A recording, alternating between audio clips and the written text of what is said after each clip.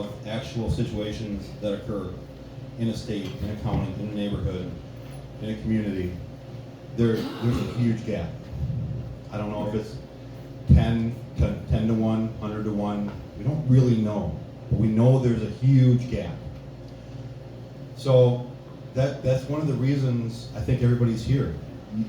How many of you have seen Sound of Freedom? That was a pretty powerful movie, I think you would say. 4 times? It doesn't just happen overseas. It happens here in the United States. It happens here in the state of Wisconsin. And it happens on the 94 corridor between Chicago and Minneapolis all the time. And guess where Oconomowoc is? It's on that corridor. Delafield, Heartland. It happens here. And I'm fortunate enough to be friends with Jamie Council, who is an amazing person who has spent many hours, certifications, forensic nurse. Her list is pretty good. Again, I'll say it again because it's worth it saying twice. Amazing to have somebody that is that dedicated to working with people who fall into this situation. And she's going to share greater detail about what this is all about. And she brought with her some people that will help shed a unique light on it. And then we'll go to Mike Thurston. We're going to bring everybody that is speaking up at the end for a Q&A. So if you come up with questions, for sure, write them down. And if they can be answered tonight, we'll get you answers. And if they can't be answered tonight, we'll try to get you an answer after the fact. With that, please welcome Jamie Council.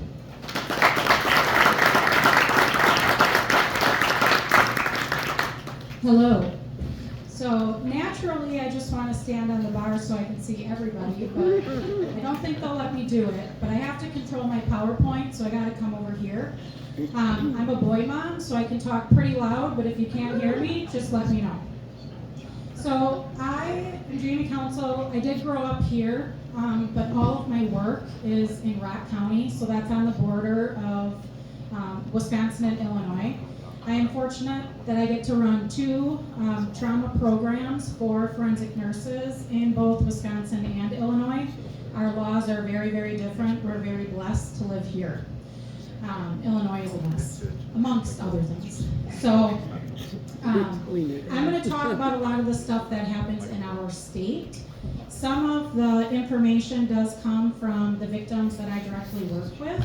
I did bring 2 people with me who sit on our task force. So one of them is a detective that I work with. She doesn't like me to point her out, but she's at this table over here. She works a lot of my child sex trafficking cases with me, our ICAC cases, which I'll get into, that's Internet Crimes Against Children, and our NECMEC, which is National Exploited and Missing Children. So she does a lot of those cases with me. We also do adults together. And then Jordan is also on the task force. She does work in our community. She also does presentations, and she is our survivor tonight. So at the end, she is willing to answer questions within reason about her experience, and then I will let her throughout the presentation kind of touch on things if she feels comfortable doing that. So, thanks. I'm going to be a little bit of a Debbie Downer, but they only give me an hour and a half, and I can talk for probably the rest of the week, so I'm going to try to go fast. So this is your disclaimer. I always have to give this to people. Some people get anxious, nervous, I don't know. It is hard to comprehend. I'm going to bring you into my world tonight, which isn't exactly easy for people to hear. So if you need to get up or go outside or do something, please just do it. This is who I am. If you can't see it, my background was women's health. So I started in women's health. If you have known me, a lot of you have for a very long time, I've always loved babies. I've loved dolls, Barbies. I always knew I wanted to work with children. So I went into labor and delivery and decided I don't like laboring women. So I love the babies. I would do anything for the babies, but I worked at a very small hospital, Oconomowoc Memorial. On night shift, we had 2 to 3 nurses, so I had no choice. I had to take the labors, and after 6 years, I was like, I gotta leave. So that's when I found sexual assault nursing. It started as an on-call thing. I've actually met Brad before. He was one of the ADAs in Waukesha County when I started at their program. And then from there, I met him again when I joined the Attorney General's Sexual Assault Response Team when he was the Attorney General. And then now I'm meeting him again. So we have a little bit of a history. I got sexually assault trained in 2012. My population then was just 13 and up.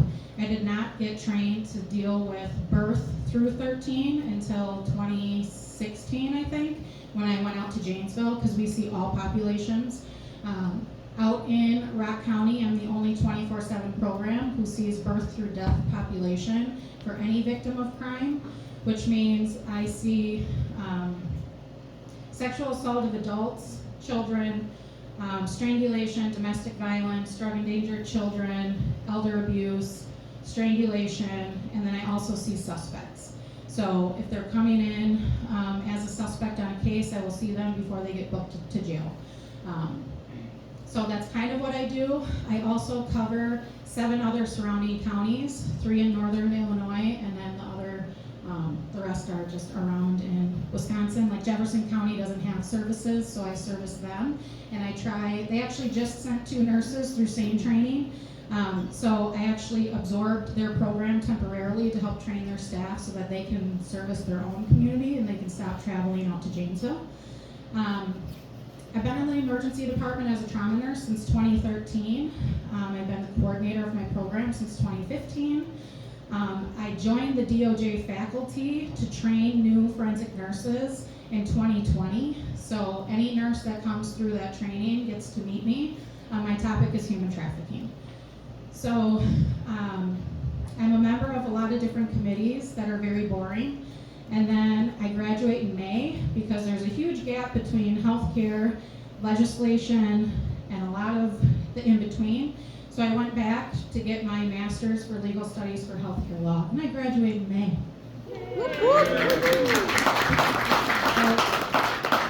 This is just the list of the committees. I actually forgot to add some, but I stay very, very busy. My toxic trait is that if somebody asks me to do something, I say yes because I want to get it done and I know it has to get done. So that is why it just keeps growing. Eventually, if I ever retire from my job, I don't know what will happen. So this is what we're going to talk about tonight. We're going to go over a few different things. I want you to understand the incidence and prevalence of human trafficking. I want you to learn what the factors are that impact it, along with the vulnerability of the people who are affected. The different forms of trafficking, I'm going to go over 4 of them. And then I want you to understand the warning signs and what you can do in your community. So I do have a few videos. I don't know if they're really going to play. I'm going to try it. This one I'm not going to do because it's not, it's not embedded. I couldn't get it to embed. So this one's probably not going to play, which is fine. Brad made my job very easy because he covered a lot of the stuff that I'm going to go into more detail about, but these are our statutes for human trafficking. He talked about the force, fraud, and coercion. That is important to prove in our adult cases. We do not have to prove it in our children. I don't know if you know this, but the age to consent in Wisconsin, and we're one of the only states to still have it, is 18. So for any kind of sexual act, intercourse, penetration, all of those things, you have to be 18 to consent. That's why we don't need the force, fraud, and coercion for a child, because they cannot legally consent to have any kind of activity. So traffickers will like to say, well, they wanted to do it, but like a 7-year-old who's saying, sure, yes, they'll do it, they can't. So there's a reason that law is there. They try to work around it or say they didn't know how old the person was, but all of these, so like our child one, chapter 948, that's our child abuse statute, so anything about children usually is in there. Tattooing, piercing, physical abuse, anything like that, it's all in chapter 948. So here's our types. There's organ trafficking, labor trafficking, digital, which is like images, and then sex trafficking. When we talk about organ trafficking, it can also be referred to as organ trade. So that is not prevalent really in the United States, and that is because people want to keep their licenses and they don't want to get caught. Could you find a shady garage somewhere and get a kidney? I'm sure you could, but it's probably not likely, especially here. This is more prevalent if you're going to go overseas. So if somebody's on a kidney transplant list, liver, cornea, heart, lungs, they can apply online, fly to a different country, and set themselves up for this. The stuff that I could find, so Thailand and South Africa are big ones for organs. In South Africa, they will actually just kidnap women, children, birth children, all those things, just to essentially murder them to take their organs because they're very profitable. So again, I'm not going to say it can't happen here. I have not seen it. It's possible, but this is what the going rate is for the different body parts, if you're interested. So a lot of these, if you're an organ donor and you come into my ER and we know that you're not coming back from whatever just happened, we will sustain you until they can harvest you. And these are usually the things that they'll try to take from you to preserve for somebody else.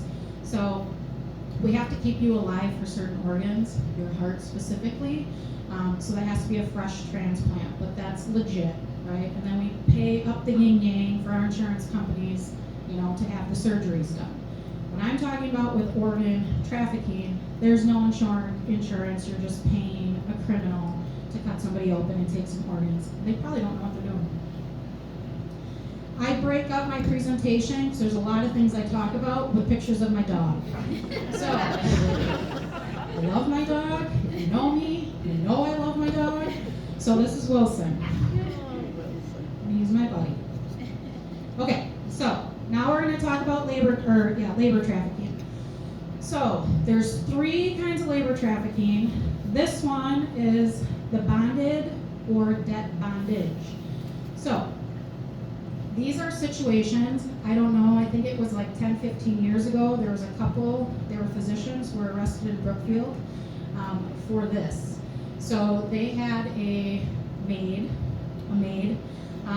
in their house. They bought her from another country, they brought her over here, she worked for them, she lived in the house, she essentially never left the house.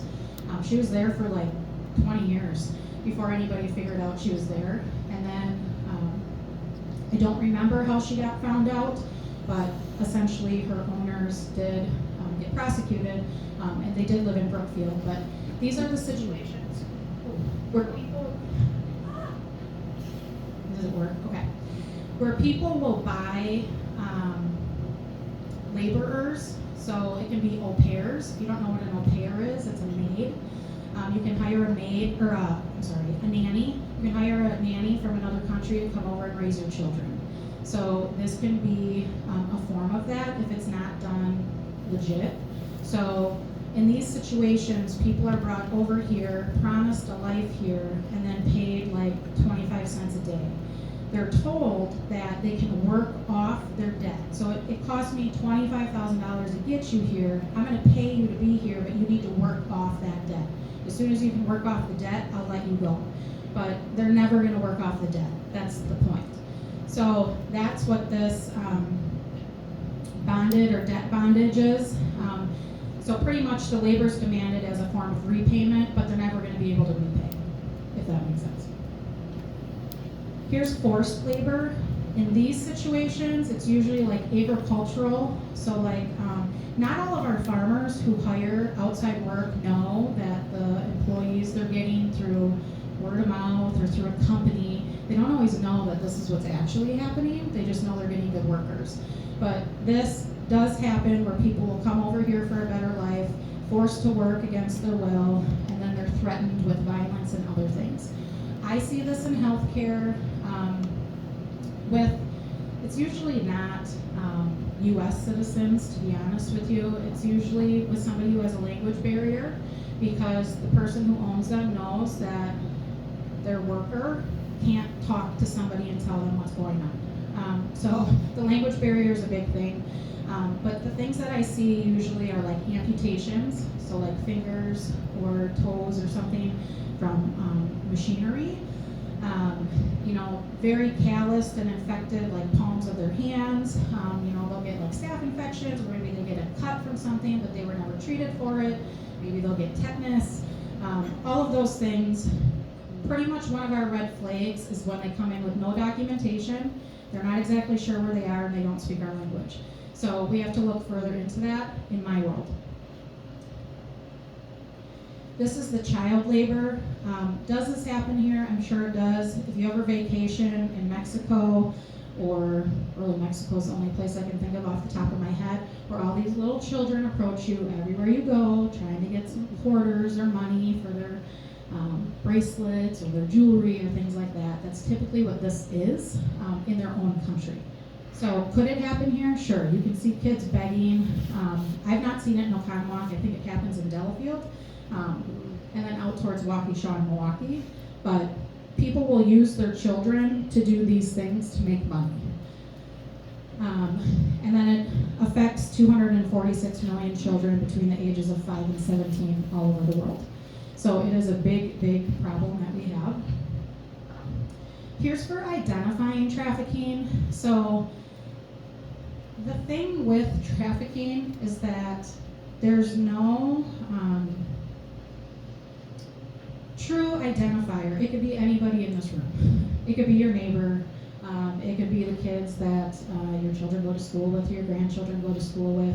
It can be people you work with. There's no socioeconomic status to it. There's really not, you can't just look at somebody and know exactly what's going on. We can get these little indicators that something's not right or that we think something's off. But essentially, as Brad kind of touched on, we never really have legit numbers because people aren't coming forward saying, hey, by the way, this is what happened to me. So we can't keep track of everything that happens, which I'm going to go over in a second on why we can't keep track. But you keep going down these holes of trying to figure out what's going on, and sometimes you just keep going in a circle because you just can't figure out where it starts or ends. Here's the common patterns. A lot of this has to do with isolation. Isolation is very big to maintain control over people. So if you can further isolate them from others and not get them to form bonds with anyone else around them, that's big to keep the control over them. So isolation, everything is restricted or monitored. So again, in my world, when you go to the ER or to the doctor, well, the ER specifically, if you've never been there, bless you. Don't go now because it's COVID. So you get triaged by a nurse, and then you have to wait, and then you get brought back to a room. So when we triage people, we have to look at how many people are in the room and what's happening in the room. So in these situations, and even in domestic violence, is what I usually compare this to, our victim usually is not allowed to talk. They're not giving us the information, and somebody's talking for them. So we ask them something, somebody's giving me the answer. I do 3 strikes. The first time I say, I really need to hear from them. The second time I say, I already told you I need to hear from them. The third time I say, you need to leave the room. So I'm not talking to you, I'm talking to them. I am very direct, I'm not always very nice. The person who's trying to relay the information for me, I really need from a patient, unless it's somebody who can't talk to me, right? If they are short of breath, or they don't speak my language, I use the language line. But if somebody's constantly chirping in, it's like, no, I've warned you twice, now you need to leave. So we're very firm on that. But for the most part, we just kind of need to know what is happening with that. For our children, because this happens often, we actually have a large homeless youth population where I work, and unaccompanied youth. I think in one of our school districts, there's over 400 children who are unaccompanied. And if you don't know what that means that there is not a parent who is responsible for them. They are couch surfing, they're going between places. We have little gift cards set up for them for like McDonald's and fast food places so that they have somewhere to go after school so they're not roaming on the streets like prey for our predators. So we have things set up for them. It doesn't always work, and they're not always going to reach out because a lot of our kids, especially in high school, don't want us to know that nobody's watching them. So It gets to be a little bit of a problem. If you talk to people, really, some of this is mainly like conversations or in your work. I don't know what all you guys do for work, but when you're conversating with people, if things just feel like they're off or their answers don't seem like they know what's going on, typically that's your intuition. If something doesn't feel right, it's not right. We have that for a reason. If we get that, do something with it, and I'll talk about what you can do with that in a little bit. Here's my other dogs. 2 of them have gone to doggy heaven. I still have the black and white one, who's a pain in the rear end. She's cute, but she's naughty. Okay. Does anybody have questions so far? Is this helpful? Okay. Digital trafficking. This is virtual land. Okay, so this is in Rock County. I am able to talk to children 4th grade and up. I go into the schools, I talk to them, I talk to the pediatricians, I talk to our law enforcement academy, I talk to our colleges. I really talk to anybody who wants to listen to me talk, is what happens. But because they need to understand what this is, and when somebody says something, they need to know what to do with it. So, in digital world for adults, we're talking about pornography. Some of it can be, they chose to do it, you know, like the OnlyFans that I put up there. There are OnlyFans accounts, which I'm sure are run by traffickers. There are also OnlyFans accounts that are run by Pretty Woman, right? She wants to make her money, this is what she's doing, and she's controlling it. So when somebody's doing things like that and they're controlling their income through these means, is it legal? No, not necessarily, not always. But they can do that, and that's not a trafficking crime because they are getting the money and it stays in their hands. When we talk about when the trafficker comes in, it means somebody's doing the work, but the money is going to someone else. That's where your crime is. And they're telling them, you have to do this to get paid, but they're not getting the money. So that's essentially where parts of our crime come in. Snapchat is very big, especially with my teenage population. I get a ton of cases from Snapchat, online ads. So I don't know if you guys still do Craigslist or if it's Marketplace or whatever, but Craigslist used to have like a sister company called Backpage, and that was for like sex ads. So you could go on there, you could order somebody to come meet you somewhere, and you paid them. Okay, so Backpage essentially was run by a lot of traffickers. Ads would go up, they'd come down, they'd go up, they'd come down. It was shut down. I don't remember what year it was shut down, like 10 years ago maybe. But there's other means that people still put up these ads in order to get recruitment.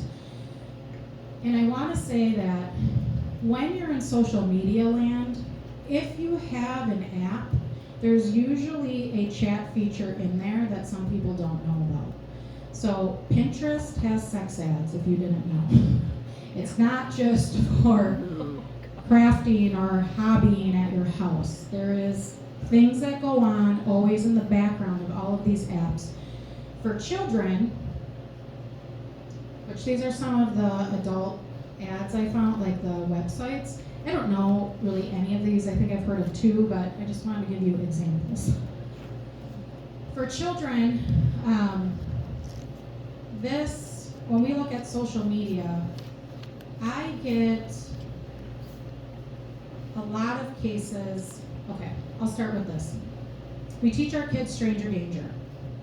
Stranger danger is real. We don't want our kids petting puppies and taking candy, right? Like that's a real thing. However, statistically these days, it is less likely your child will be approached by somebody they don't know. They're safer being outside playing than they are being inside your home. Why is that? Because they have access to the internet. What's on the internet? Thousands, millions, billions of people who are right in your home if they turn on a camera. So all of these things happen. When I talk to kids, so the average age of getting a cell phone is 7, if you didn't know. So 7-year-olds have access to the wide web, especially if people aren't monitoring the things that they're doing. But when I talk to kids about their cell phones and I say, how many of you have gotten a message from somebody you don't know? All of them raise their hand, okay? But what are kids also taught? To be polite. So if somebody's asking them something, usually they'll give them an answer. So I recently had a 7-year-old who said, well, I didn't tell them I lived in Janesville. I just said I was I didn't say I lived in the United States. I just said I was in Janesville, Wisconsin. So, and it was, you can't be mad at them because you didn't know. But a lot of our kids also, when they set up these accounts, they're setting them up with their first name, their last name, their birth date, something that identifies who exactly they are. But in their mind, because they're not meant to function in this world that we live in, and to think of all of these things, our brain doesn't start growing until we're 26. It doesn't stop growing until we're 26. So you can't expect a 7-year-old to know what to do when a stranger's chatting with them and pretending to be a 7-year-old. They don't know. So also, what happens is, when kids get apps that are meant for children, who else are in apps meant for children? Predators. Because they know that's where the children are going. So they don't even have to leave their home anymore to go watch a kid at the park. They're sitting in their house chatting away with all these kids.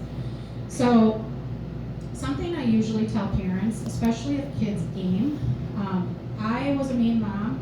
My kids will tell you that. They also say I told them I'm not their friend, which I wasn't.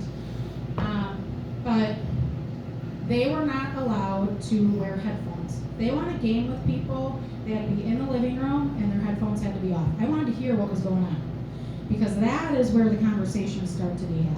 They got this headset on and there's people talking to them and they don't always know who they are. I also had a rule, if you don't know them in real life, they're not your friend online. And so, they have people from school on their thing, and I'm like, would you walk up to them at the grocery store? And they're like, no. I'm like, delete, they're not your friend. Like, it's just, I know that it was another child, but the point was, you just don't add people because you think you know who they are. So, I don't know, maybe Joey at school has Uncle Gary, who's a weirdo, and he has access to his phone. Like, if you don't know him, you're not friends with him. So, these are the different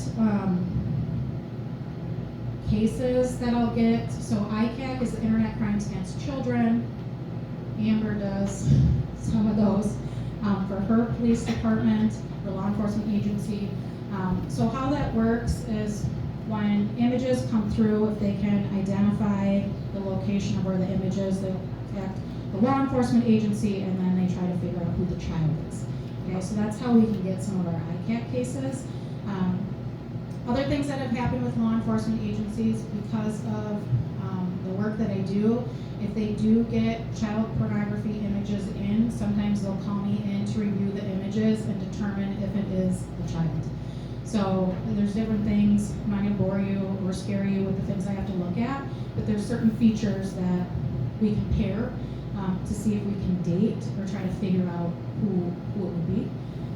CSEC is the Commercial Sexual Exploitation of Children. That's another organization that focuses on child exploitation in the digital world. And then NCMEC, National Center for Missing and Exploited Children. We also get tips from them.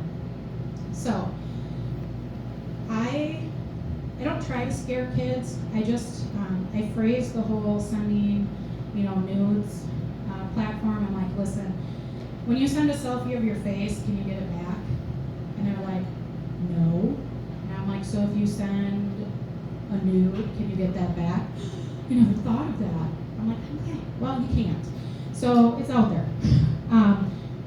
This also comes into play when they share those images with somebody keeps them, and then they can sell that image over and over and over and over and make money off of that child. So some kids don't even know that their images are being sold for anything, or that it's continually out there, but that is what happens. So if we can find it and take it down, not we, because I have no part in that, but if other people can find it and take it down, they will. If they know predators are on Facebook or Instagram or something like that, they can also shut those accounts down. But the thing is people will just pop up with another one with a different name. So it's very hard to keep track, but they try. Here is the definition of your exploitation. So essentially, it's the coercion and manipulation by a person in a position of power. They do that to get, sexual acts from mainly children in this scenario, and the child can't consent because they're a minor. Yes. These are the different apps I tell parents to watch if your child downloads these. You want to monitor them. Honestly, I think Snapchat should be for nobody except you're an adult. It's just nothing good happens on Snapchat. But it's kind of like when you go out at the bar, nothing good happens after midnight. You should be home. So same with these apps, but particularly Snapchat. And I don't know if you know, there's Common Sense Media is a website. And if you go to that website, it goes over every app, video game, movie, anything for children. And it tells you everything about it. What age they should be to have access to it. I think Snapchat is 13 or 16. I think it's 13. But there's reasons, there are restrictions on these apps. So when parents just download them because they think that they're fun, like, well, there's funny filters. It's like, well, if your ghost mode is off, people know exactly where you are. If you have Snapchat and your ghost mode is off right now, and somebody's looking at you, they know you're sitting in this room. So you have to be careful with what they have access to, and they know how to hide them. So children download VPNs to get around your own internet services. I know this because my child did it, because they're smarter than we are. So, and it's just, that's the nature of the beast. Every generation under us is going to be smarter because they're growing up with it and we're trying to catch up. So especially with social media, my kids can lock me out of my phone in 3 seconds. It'll take me a week to figure it out. So, you just have to be careful. And here's Wilson.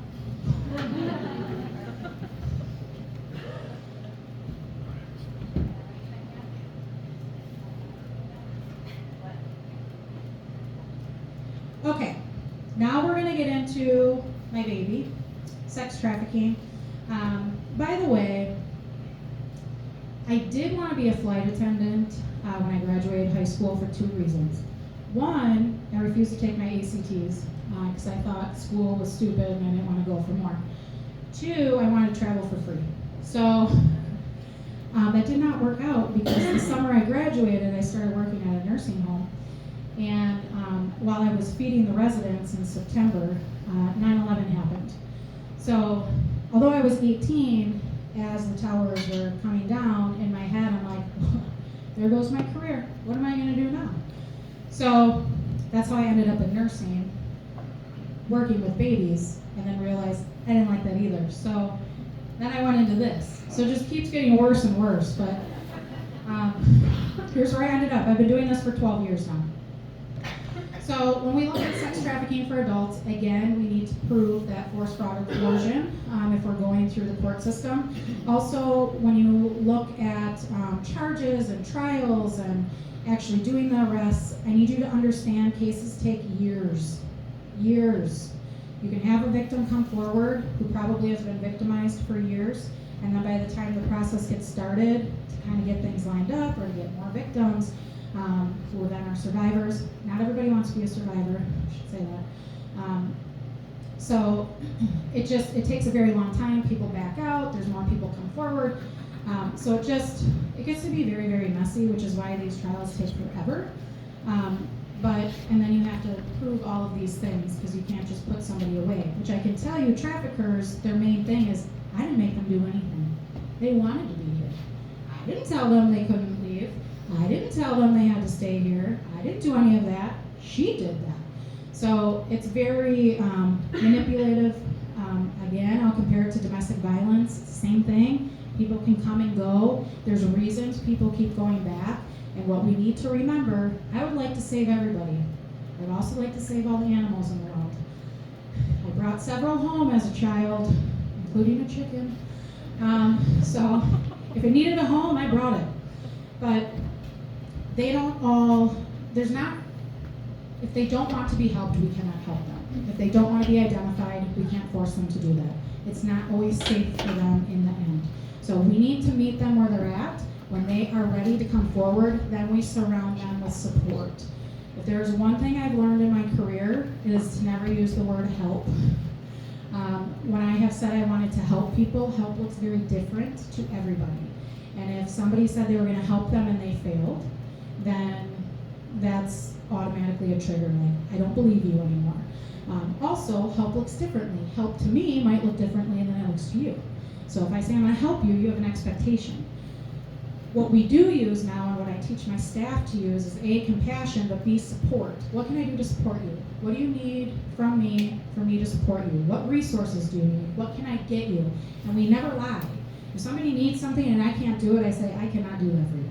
I don't say, well, let me see if I can figure that out. No, that's not happening. So we have a wide range of things we can do: shelter, clothes, medical, transportation, all those things. I can't give them money or, a puppy. So, know that. Entertainment is another thing. I don't know if you guys remember the 2 strip clubs in Dodge County that were shut down, and the guy was a trafficker, Chris something. I never put traffickers in my presentation because I give them no credit. I will never.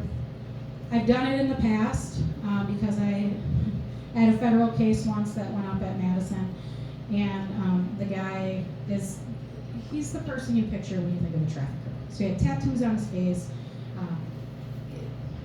a friendly guy, probably somebody you'd want to sit down with. So his approach, the reason I had him in my slideshow, A, was to show, like, typically that is what people think they look like. Not all of them look like that. But B, he wasn't the one who was recruiting. He knew he wasn't approachable. So he was using other girls in his stable to approach other girls. And that is some of the techniques they use. So I used him as an example of, yeah, he might be the one behind everything, but he's doing none of the work.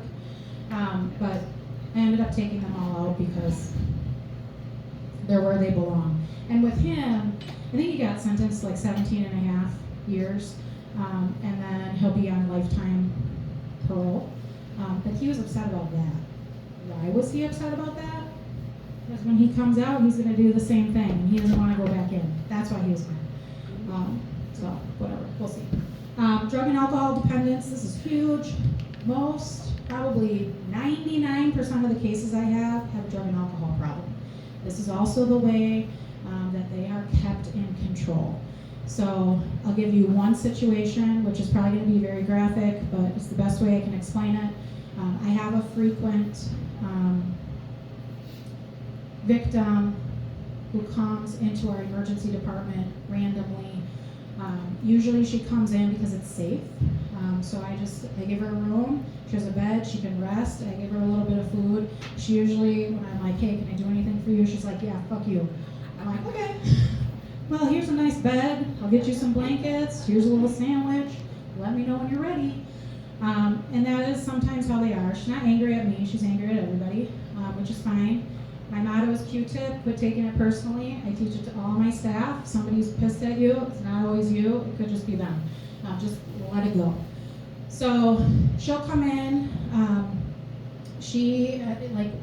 in Rock County, we have a big crack cocaine issue, is most of what I see. I do see heroin and meth, but she has crack cocaine, and she'll start to withdraw, and that's when she will leave. She signs out AMA. Usually she also writes on the sheet, fuck off. She doesn't sign her name. She has her rights all over it, fuck you. And then she throws it, and she's like, bye. I'm like, see you next time. So she'll come in, but she'll say, like, yes, she essentially had been, like, gang raped by her trafficker and other people, but she says, like, there's nothing I can do about it. Like, they watch me go into withdrawals.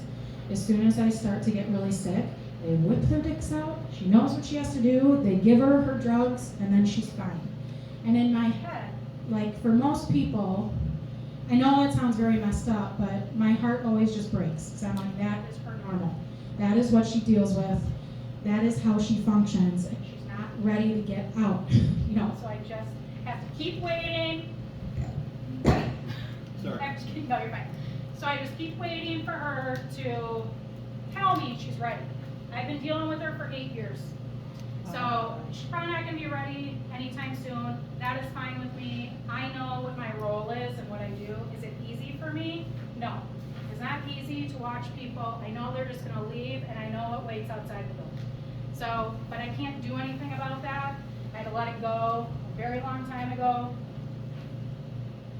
because that's what they need to do at the moment. She knows there's things out there for her. If she wants them, I will provide them.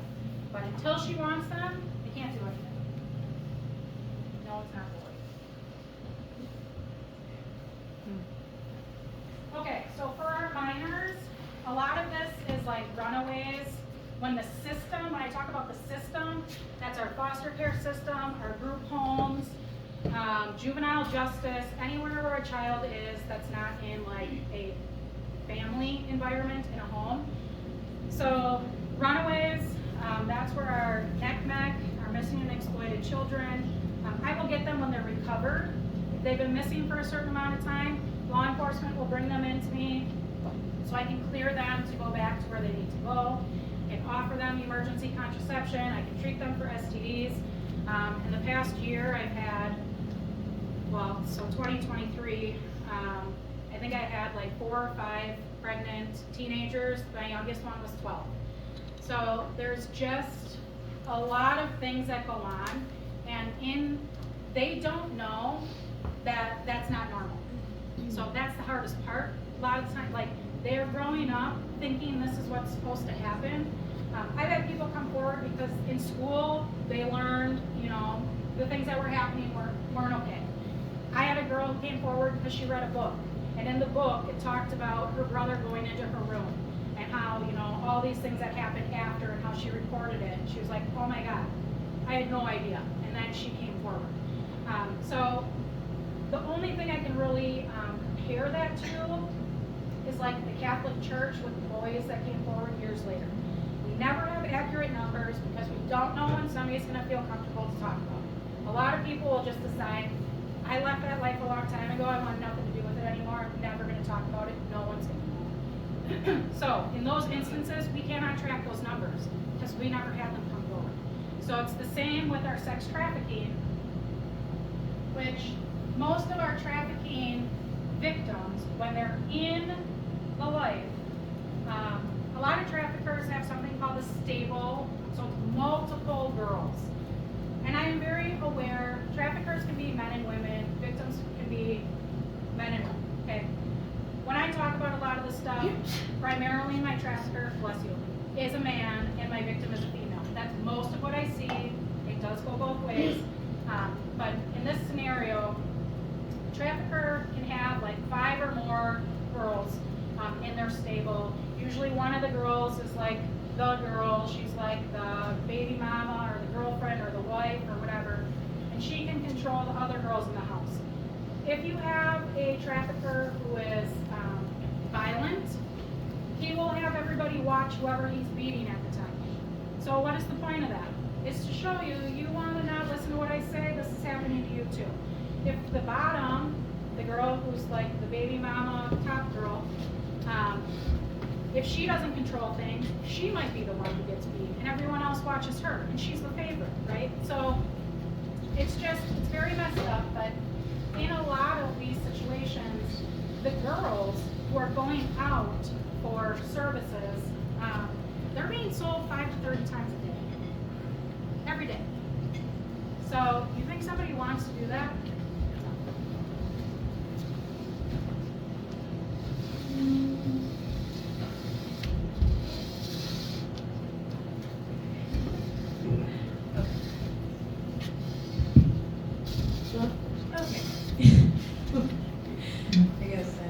Okay, so 2 things that resonated with me was one of them being like when she says the word help, right? How that sucks pretty much. Help sucks because it took me going to prison and writing my victim impact statement before before I realized that that was a term that I didn't like. Mainly because I am sitting in the prison yard and I'm seeing all of these women, right, that have done many different things, have worn many different hats with their criminal background, and I'm seeing everybody feed birds, right? So I guess my point is that people feed birds outside all the time. Doesn't matter who you are. So the help is kind of hard to receive after that, you know, especially when, in my case in specific, the person who trafficked me was not just a man. There was a man and a woman that came in at a very vulnerable time in my life and offered help. So I would have never thought that I would have gotten into that situation, and very, very unfortunate.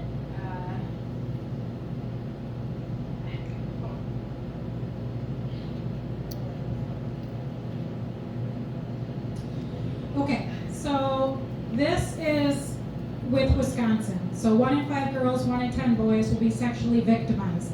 This can be digitally, like digital world. This can be, you know, sexually abused. It's just they're victimized. Okay. There's 26,000 families with runaways in Wisconsin every year.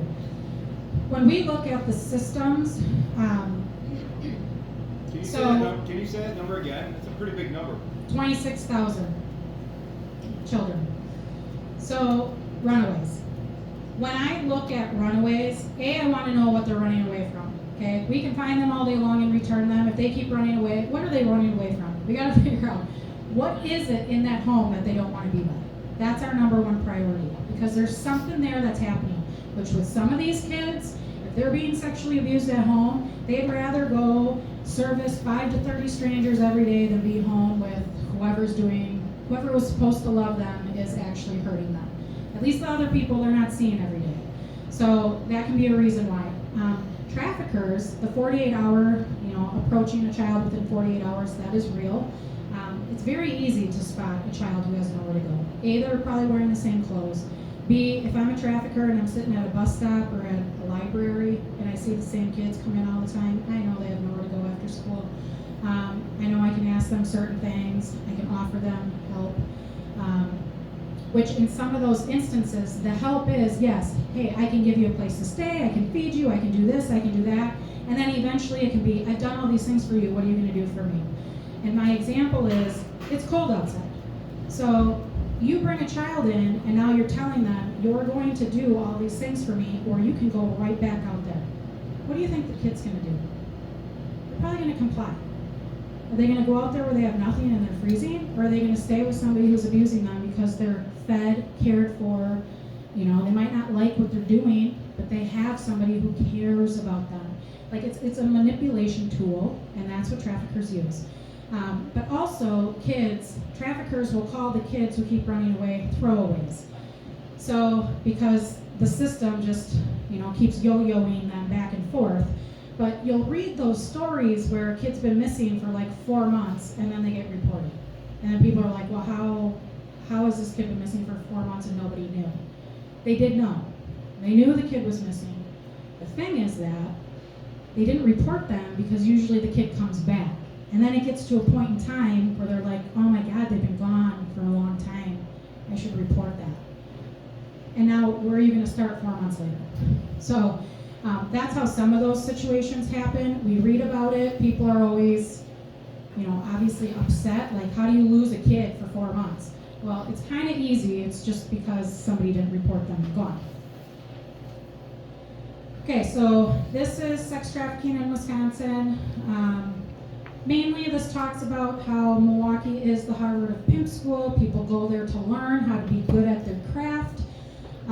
Milwaukee used to, I don't know if they still do, because I stopped looking it up, they used to host something called the Gentleman's Ball.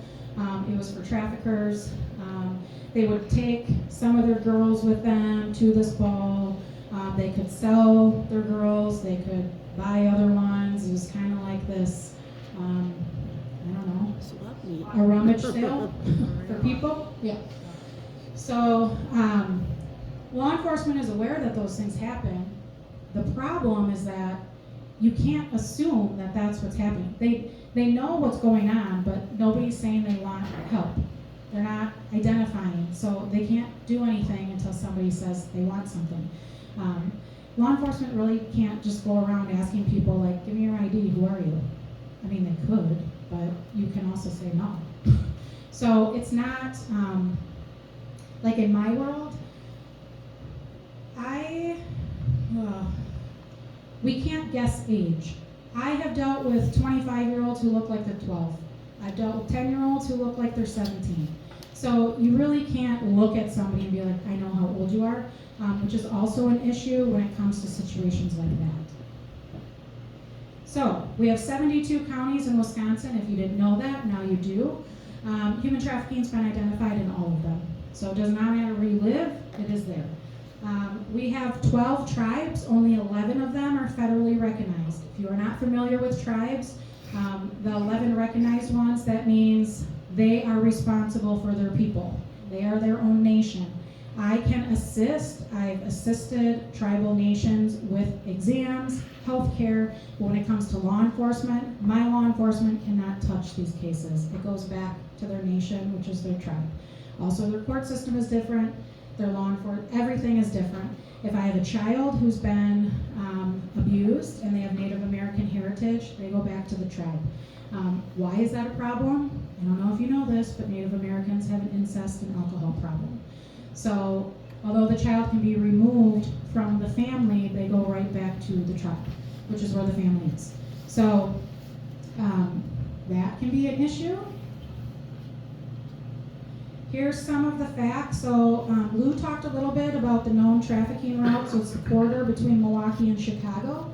Where I am, it is the corridor between Rockford and the Twin Cities. So Don't shake it. I can yell. Are you Italian? Just a fuck?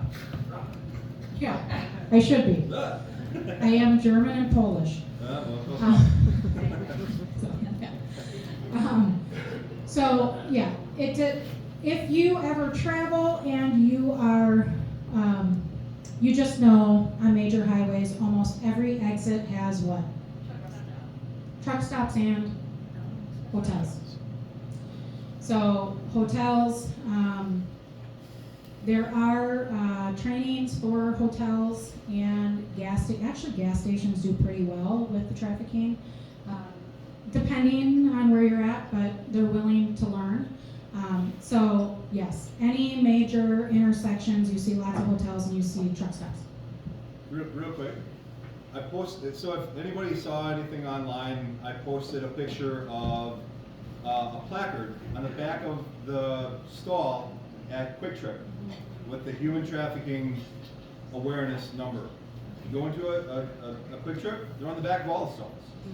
Most people don't realize that, but what Jamie just said about the truck stops and that's where you put that information.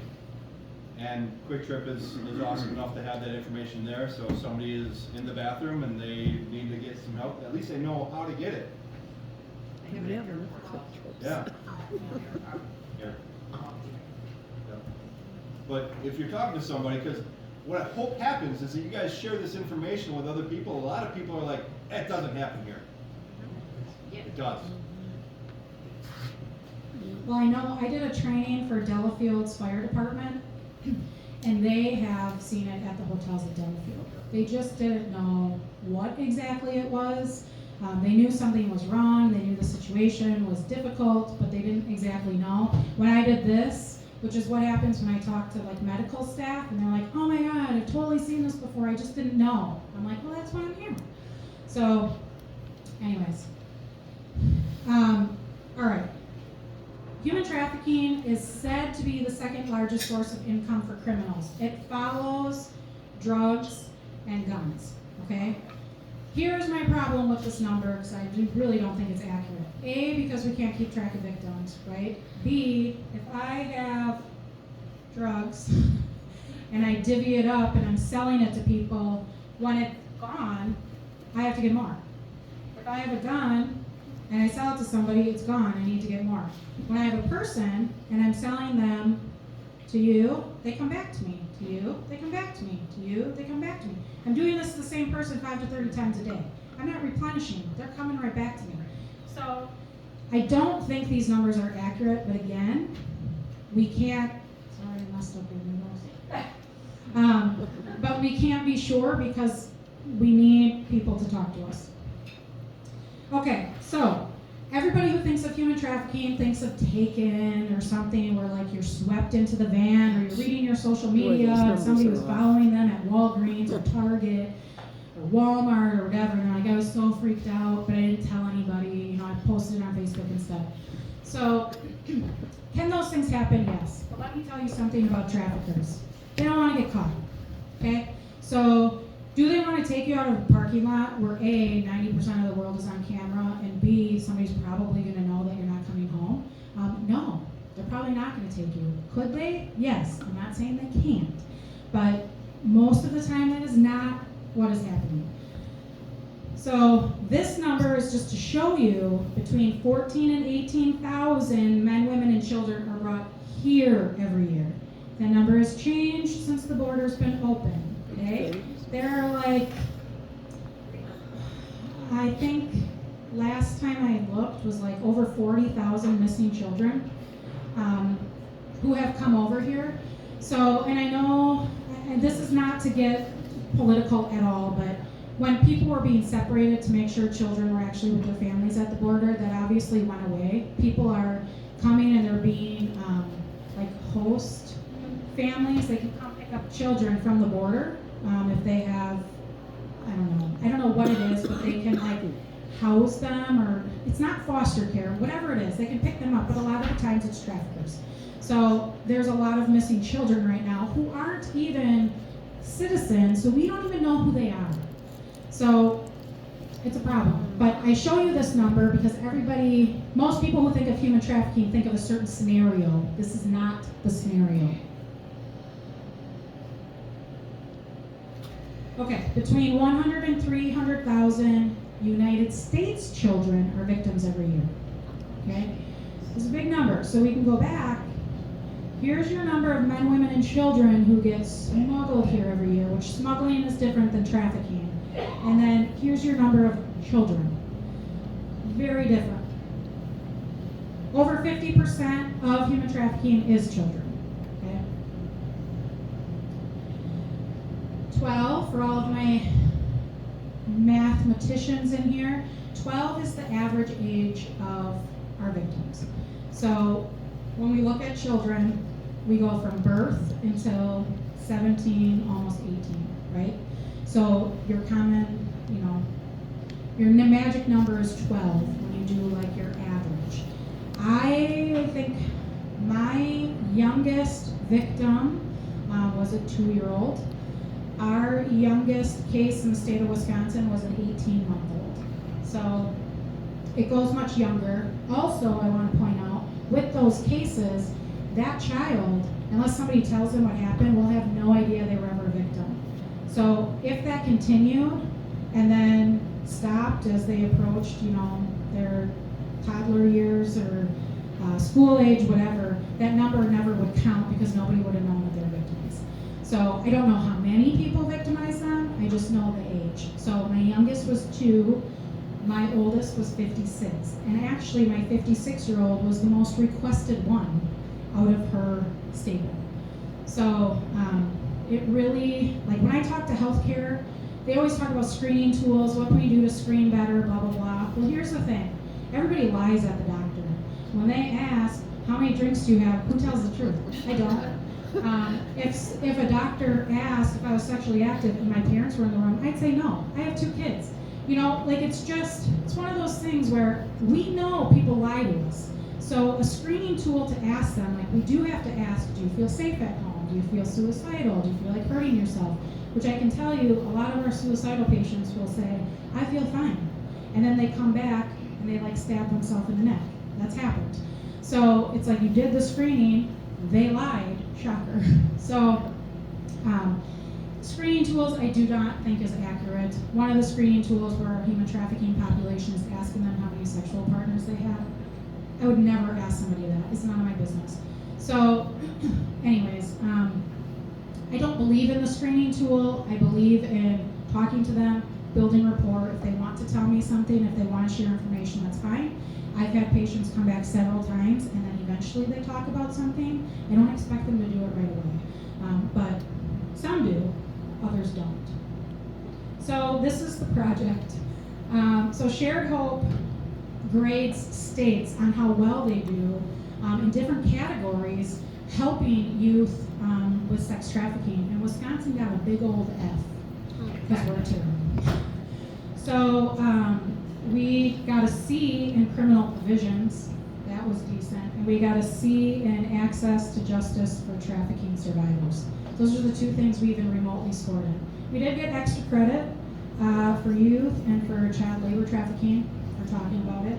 But everything else, we got pretty much nothing. So they keep track of states who are trying to prevent these things from happening, which is why things like this are important for people to know what it is and how you can look for it. I'm hoping we get a D at least next year. So it's not only in foreign countries like we talked about. That is Wisconsin right there. The more glowy they are is the busier they are. So Milwaukee, obviously, we have a lot up north, but it's a go on the website and I printed out the pictures. I'm gonna try this. They preyed on her vulnerabilities. That's what traffickers do. Emmy Myers was a high school junior living in Hartford when she fell into the world of sex trafficking. I didn't want to do life anymore. I didn't know there was a way out. Living under her trafficker's control and, as she puts it, hiding in plain sight. Through a touch of a button on his phone, he sold me to the highest bidder. Hi. She eventually found a way out and began telling her story to groups at a marketing group through a new public awareness campaign. So when somebody holds a loaded gun to your head and you say, you do what I'm telling you to do or I'm gonna kill your loved ones, you do it.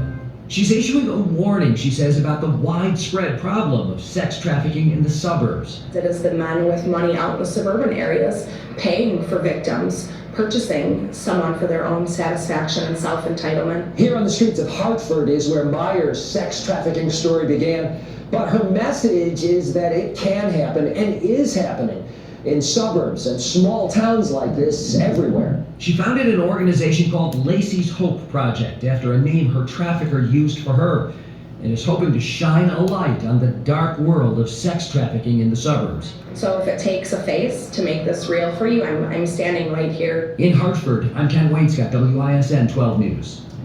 Starting today, you'll see. There's my dog. How are you doing? Okay? Okay. Well, at least he'll cheer you up. Okay, here's recognizing the signs. A lot of I'm just going to kind of go through this pretty quickly. But if you know somebody in your life who has these things, this does not mean that they're being trafficked. But it means to probe more. If it's somebody who has a good relationship with you, don't be afraid to ask questions. So, it's fearful, anxious, depressed. Are they more submissive? Are they tense? Are they nervous? Are they paranoid? Have they been isolated for a while? Now they come back and they're acting differently. Do they have a new partner in their life who is controlling everything? All of those things are the starting points for things to get really bad. I'm not, again, saying it could be trafficking, but it could be. Or they have a drug or alcohol addiction that started since they've been with their partner, or something weird like that. Lack of control, so people don't have personal possessions, they're frequently being monitored, that's that person with them at all times situation. They're not in control of money, financial records, bank account. Again, think DV. A lot of times their abusers have access to everything, which I can tell you in healthcare,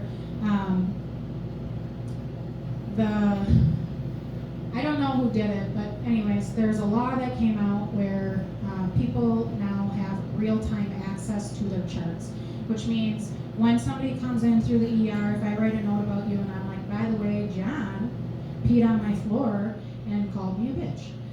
And I chart that, it goes right into his chart and he can read it at his bedside. So if I come back in the room, you think John's gonna be very happy? No. But they did that for a couple different reasons. They wanted people to be more educated about their health care, and they wanted to hold physicians accountable for having conversations about people's health care. The problem is that our victims, whether it's human trafficking, domestic violence, even our children whose parents are their abusers, have access to their charts. So when I put things in their chart, it gets released to the abuser who has access to it. It's not a safe measure.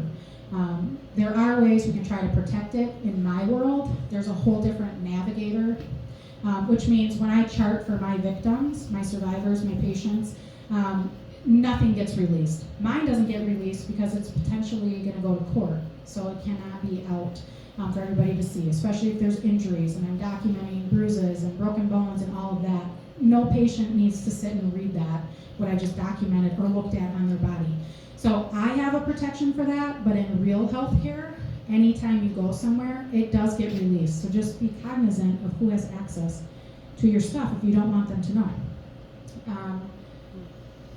Here's identifiers. So this is just, for people who might be new to the community. Maybe it's a neighbor who just moved in. Do they even know where they are? Do they, what can they tell you? You don't have to be super nosy, but you can be, kind of. They're your neighbor. So, do they have family in the area? Just kind of see if you know anything about them. Here's more identifiers, appearance. This is just more for are they dressed appropriately? Do they act appropriately? And by acting, I mean, I have 12, 13, 14-year-olds who are in the life. When you talk to them, they're talking like they're 25 years old. They're on their own, they're taking care of themselves. Screw everybody, you guys are all stupid, I don't need you. When you look at another 14-year-old who's in school and, probably doesn't even know a swear word, it's very different. Their lifestyles are very different. So those are things that we look for. But especially when you know people in your life financially who can't afford certain things and all of a sudden they have a lot of nice things. Maybe they're getting their hair done, or they're going and getting facials or massages or the sauna, or they're doing all, they had surgery, they're getting their nails done, they got all the newest shoes and purses. They can't afford that, something's going on. Especially if it's a teenager who has that. Which I can tell you, the reason that I go into the schools to talk to the kids is because they are our first line. They see things, they hear things that we will never know. There are kids going to school, I'm sure we all did it. You change at school so mom and dad don't know what you're wearing, or that you put makeup on or something like this. This goes to the next level of that, but maybe they're skipping school, maybe their friends know, hey, they have an older boyfriend, they're leaving, they're asking, they're telling their mom that they're at my house because we've been friends forever. My parents have no idea she's supposed to be here and she's up north with her boyfriend. We get situations like that a lot. Cell phones, I kind of talked about cell phones a little. They're pretty much dangerous if you don't know how to use them or they're not monitored appropriately. But in my world, a lot of my victims have more than one phone. So depending on what they're doing, if they work, I don't know, in law enforcement, they might have two phones. They have their personal one and they have their work one, or whatever. But if they are not working and they are just kind of hanging out and they've got 2, 3, 4 phones. I had a teenager once, she didn't know I saw it, but a phone fell out of her underwear. She told everybody she didn't have one. It dropped on the floor, she picked it up, she sat on it. And I just just kind of looked at her did you think I didn't see it? And I also heard it, but whatever. And then when I went out and I said to law enforcement, did you need her phone? And they said she doesn't have one. I go, well, she does. She's sitting on it. So it's the same patient I had who was stealing specimen bags. We put your urine sample in and send it down to lab. Well, she had 12 in her underwear. And they all fell out with the phone. I'm like, what are you doing? She's like, well, I was going to use those for my stash. I'm like, you cannot steal these bags. I can't even use them except for specimens. So, it was just, but in her world, she had no idea. And then she's talking to me I got 3 boyfriends. She was 15, by the way.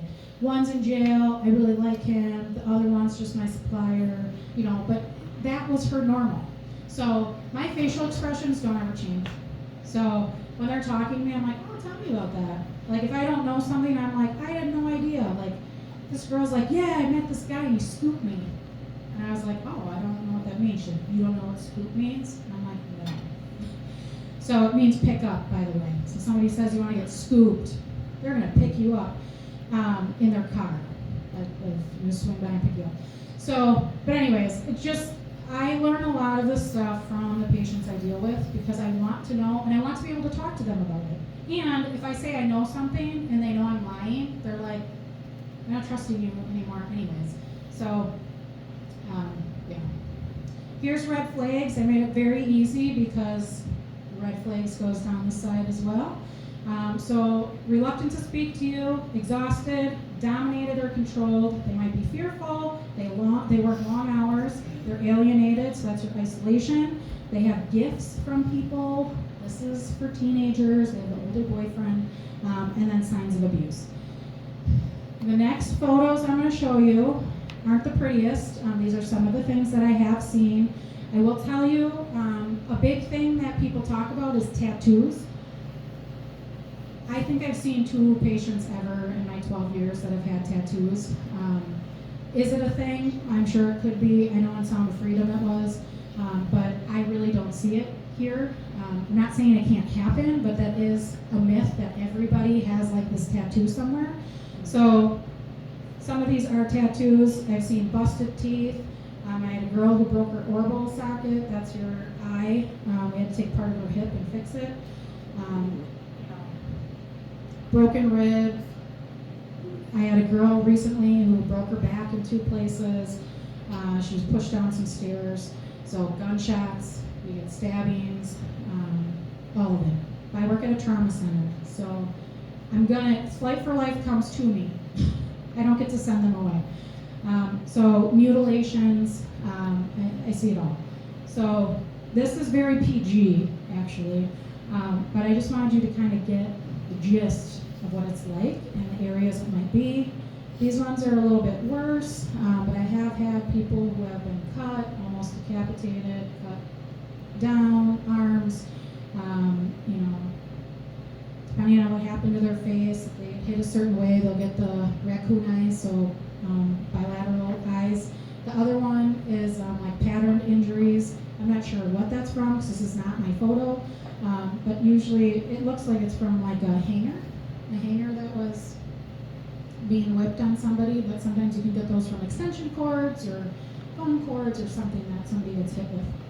So part of my job is identifying these patterns, what they come from, if it's consistent with what people say, and then documenting all of that. And because you looked at that, you get to look at this. Wilson. Okay, we're almost done. So here's community resources. What do you do if you see something? If there's imminent danger, if you see somebody getting beat up or something's not right or they're being threatened and you see a weapon or something, that's when you call 911, okay? If it is something where you're like, I don't know, something fishy's going on next door, you can call non-emergent or you can like look up your police department. Usually people have a tip line. You can submit tips.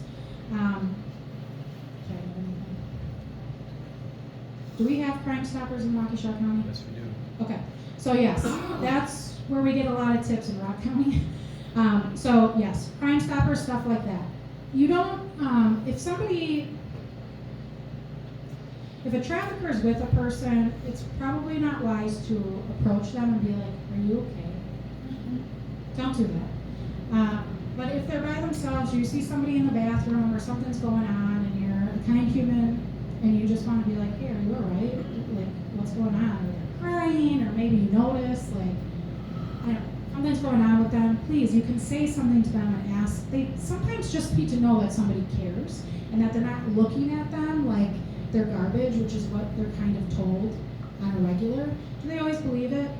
I don't think always, but some people do. So, I mean, when I talk to healthcare, I have a victim's video in here of how they felt when they went into the ER. and it was not very good. Which I can tell you, the ER's motto is meet 'em, greet 'em, treat 'em, street 'em.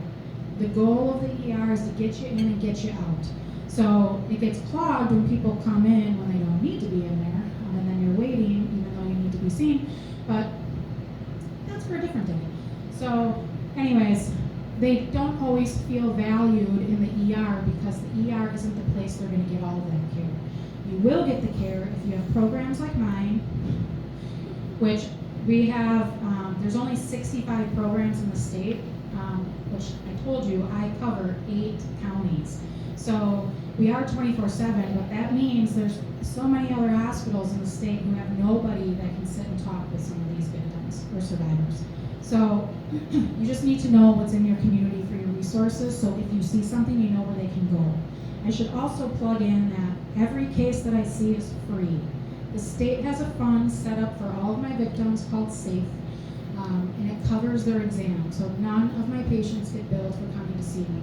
They were a victim, they sought care, they will not be billed. You shouldn't be responsible for that. There's some signals that if they're girls they can give a band. I've heard that. I don't Yeah, know that's if it's this. true. Well, I saw that during COVID for DV, but I've never seen it. Have you? Yeah, I think it's something to make us feel good, like, hey, there's this magic signal. I don't think it's real. But you also have to remember, a lot of victims aren't watching the things that we get to see all the time. So it might be out there, but they might not know. I said I've seen it recently in airport. Like in the stall. Yeah, that's it. Yes. And they have to do it when nobody's looking. Yeah. Okay, so again, support, not help. Understanding risk, obviously age is huge. If they're young, they can't talk, there's a barrier, something like that. It's a problem. Prior abuse or neglect, I talked about that, the family history, maybe that's what they're running away from. Poverty, that can, so this happened during COVID. I'm going to refer to the people as like slumlords, but essentially what was happening is landlords were taking advantage of single mothers or women in general who maybe were not working and couldn't pay their bills, and they were saying, hey, if you do these things for me, I'll let you stay. If you don't, you can be homeless. So there is a case, it was in Rock County, I don't know if it's going federal, but of a landlord who did exactly that with multiple people. So it did happen. So the homelessness, like you also have to think, as a mother, I've been a single mother before, do I think that I do that? No, because I have a supportive family, and they've taken me in multiple times. But for people who don't have that, if their only option to keep their children under a roof is to sacrifice things like that, they're going to do it, and they did. And a lot of them would not come forward because they said, I chose to do that. What they weren't understanding is you didn't have the option really to say no. So that's a crime. We talked about the youth who run away, the substance abuse, promotion of sexual exploitation. That is pretty much all around us.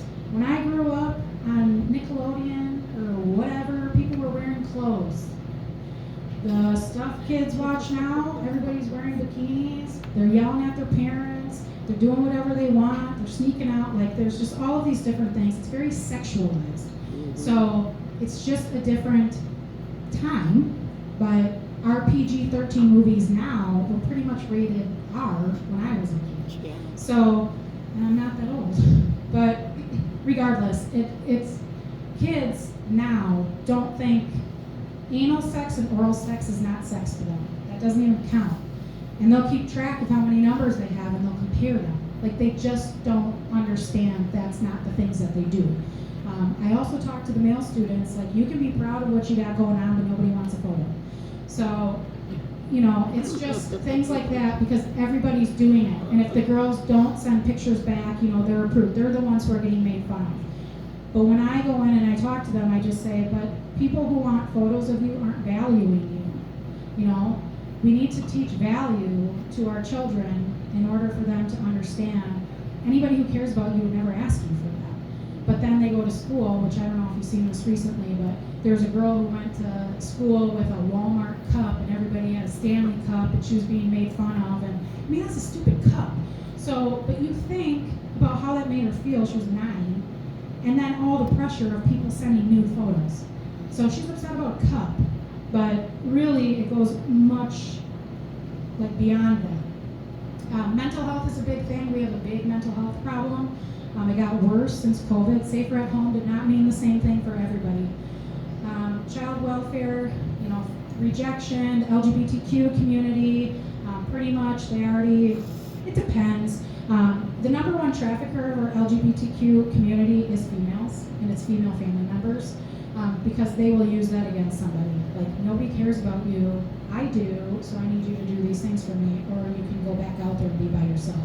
So it's a tool that they use, manipulation, but typically in our LGBTQ, primarily transgender female, which is biological male, their abusers and traffickers are female. Also, transgenders can get sold to both men and women. So they're high sellers depending on what people are looking for. Stigma and discrimination, and then social isolation. Additional risks are individual and family level. This is the whole broken system of families. Who's around the child? How can I get to the child type of situation. This affects kids who are 2-parent households, 1-parent households, or any other kind of household. So it's easier to get to a child who doesn't have family members who support them or strong role models in their life to teach them how things are supposed to be and how to feel loved and cared for. Community and societal, so it's lack of job opportunities, which we've had a problem with, gang affiliation, you know, no after school activities.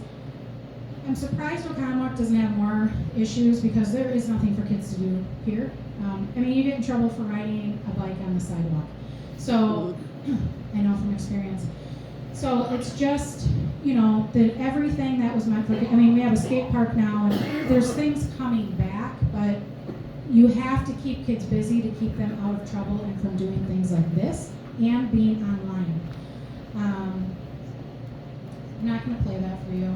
It's okay. Cases are complex because people are vulnerable, and they often lie, like I told you about. So they require intense things. This goes back to kind of what Brad touched on too, of like, this is very complex, of there's multiple different things. I play one part of the puzzle, law enforcement has a huge part of the puzzle, then it gets sent up to the DA's office, who has to put part of the puzzle together, and then hopefully get it to trial, but then you have advocates in there, and then you have your victim witness advocate, who is an advocate through the court system. I mean, there's all these different pieces, and sometimes the victim will tell different pieces of their story to each of us. So it's just like, again, I'm going to talk about healthcare. When somebody checks in and they're like, I stubbed my toe, I'm like, okay. And then the doctor goes in and they come out, they're like, well, you didn't say they had chest pain. I'm like, they didn't. You know, like, whatever. So it's just very different for all of us in what we're hearing from them. Almost done. There's more. So, they can exhibit any of the following. So evidence of being controlled again, physically, psychologically. They can't leave home or the workplace. They can't speak for themselves. Information is provided from someone but them. Remember the 3-strike rule. Loss of control of identity. They don't really have any possessions.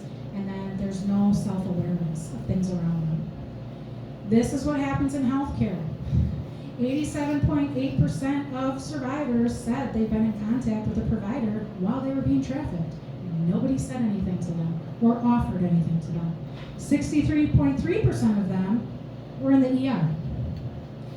So this is why I attack a lot of the groups that I do, in order for them to fully understand, well, A, they have to take their time with this population, but B, they have to understand that people need to feel like they're believed, trusted, cared for, and not just a number to just kind of get them in and out. And if they have access to an advocate or somebody who can come sit with them while they're in the ER, it takes a lot off the nurse. Somebody else can sit and do all of the other work and have them feel supported and set up all these things outside. I'm just medical. I can set up transportation, housing. I've relocated people to different states. We've paid for plane tickets. I had a 15-year-old who met their person online, flew out here, was housed in a hotel, and then got found. We saw him at the hospital. We flew one of the parents into Chicago, drove the victim to Chicago, and then put them both on a flight back home. So I do a lot of these presentations in the other communities. I always do them for free, but when people ask what they can do, no, it's not always money. Donations obviously help when we go and do things because it funds everything that we can't do, like underwear, socks, hygiene stuff. I carry all of it. I'm a hoarder in my office, to be honest. There's so much stuff everywhere. I never turn it away. I have pajamas for all ages, sweatpants, sweatshirt, like you name it. I have it for them because sometimes I'm the only stop they have. And I've sent people home with like 5 different outfits. Like, here, shampoo, conditioner, razors, like all of it. What do you need? I'm gonna get it to you. I've set up Ubers. Usually when I do the Ubers, I do it on my own. The hospital's not gonna pay for an Uber, but I cannot find it within myself to take somebody who's been through a trauma and put them on a bus. I just can't do it. So I will find any way that I can to make sure they can get to a safe place, wherever that may be. But I have lots of people around me in our task force who help do that as well. Okay, this is our awareness video for our county.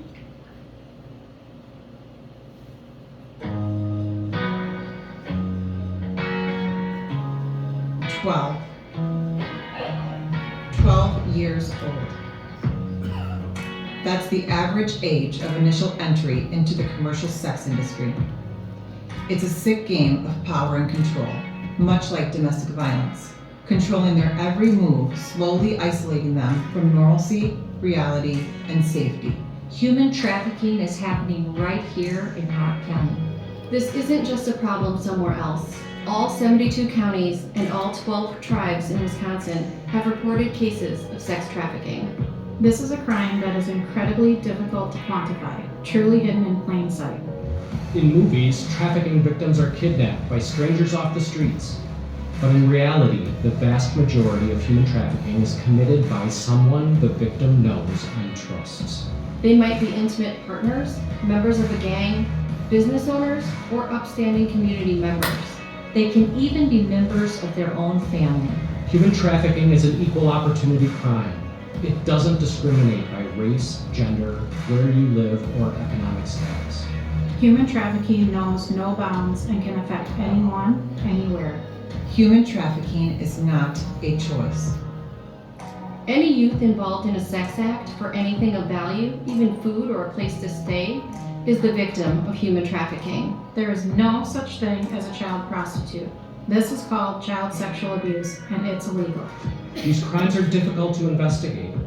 They thrive in the darkness of vulnerability, silence, shame, and intimidation. But together, we can prevent trafficking by recognizing the signs before victimization even occurs.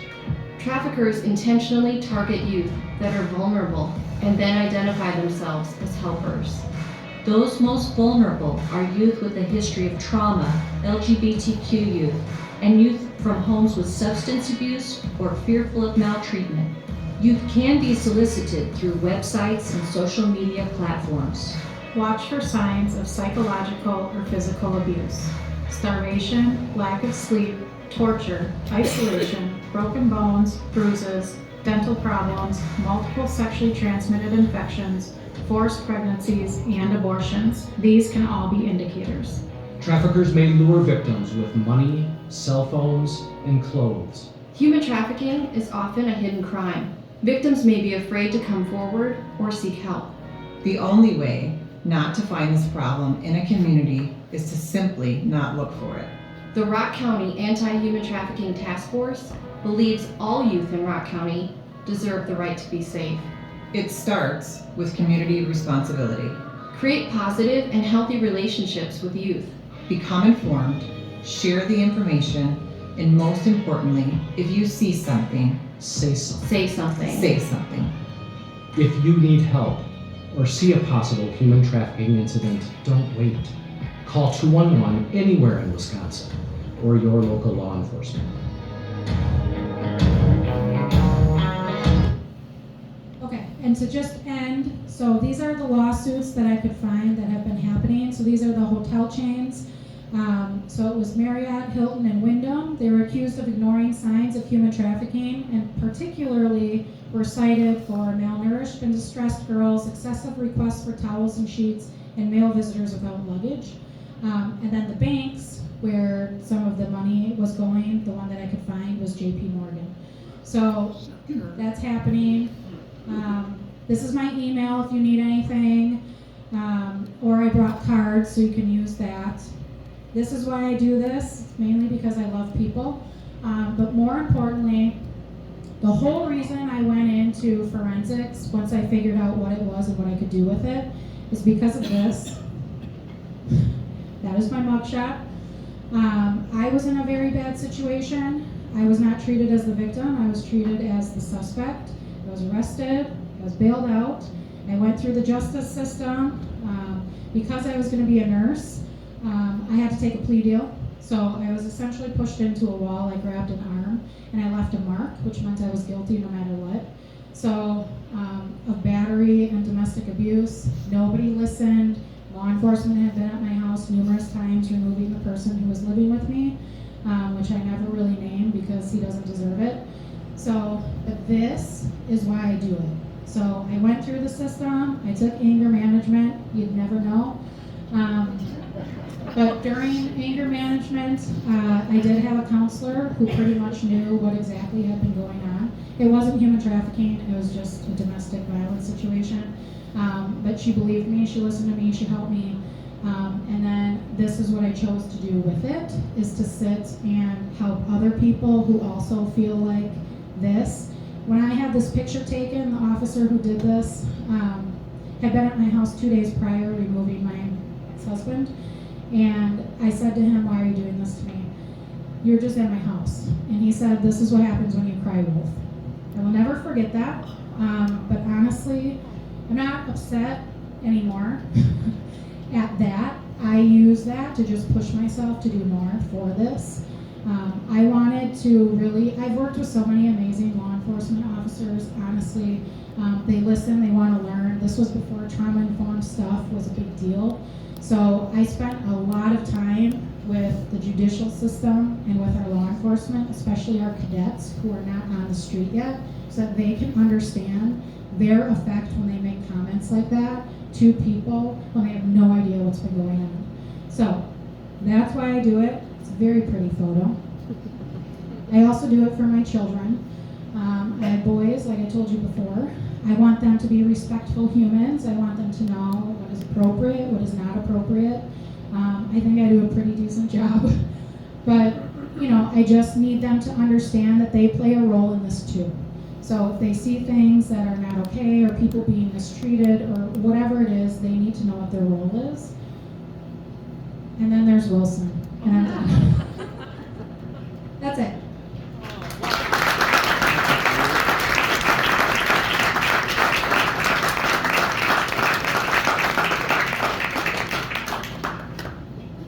So, pretty powerful. Lot of information.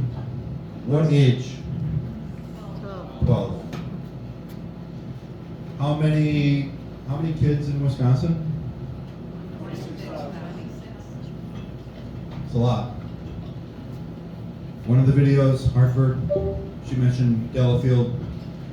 A lot of people who lives in Oconomowoc. How many people have been told, Oconomowoc, we live in a bubble?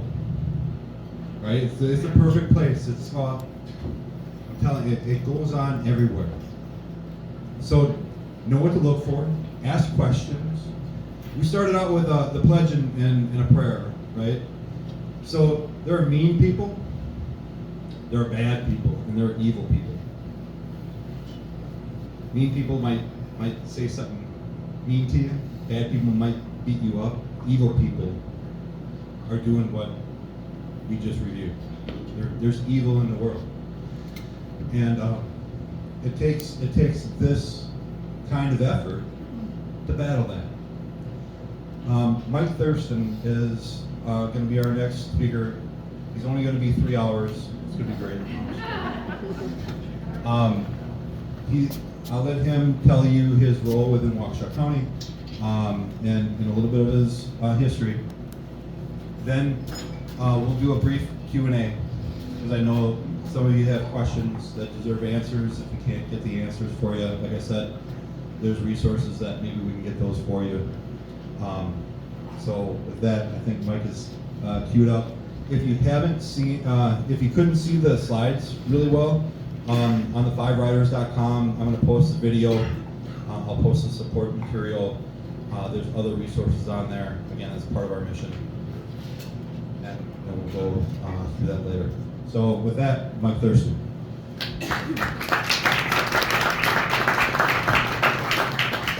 Thanks a lot, you guys.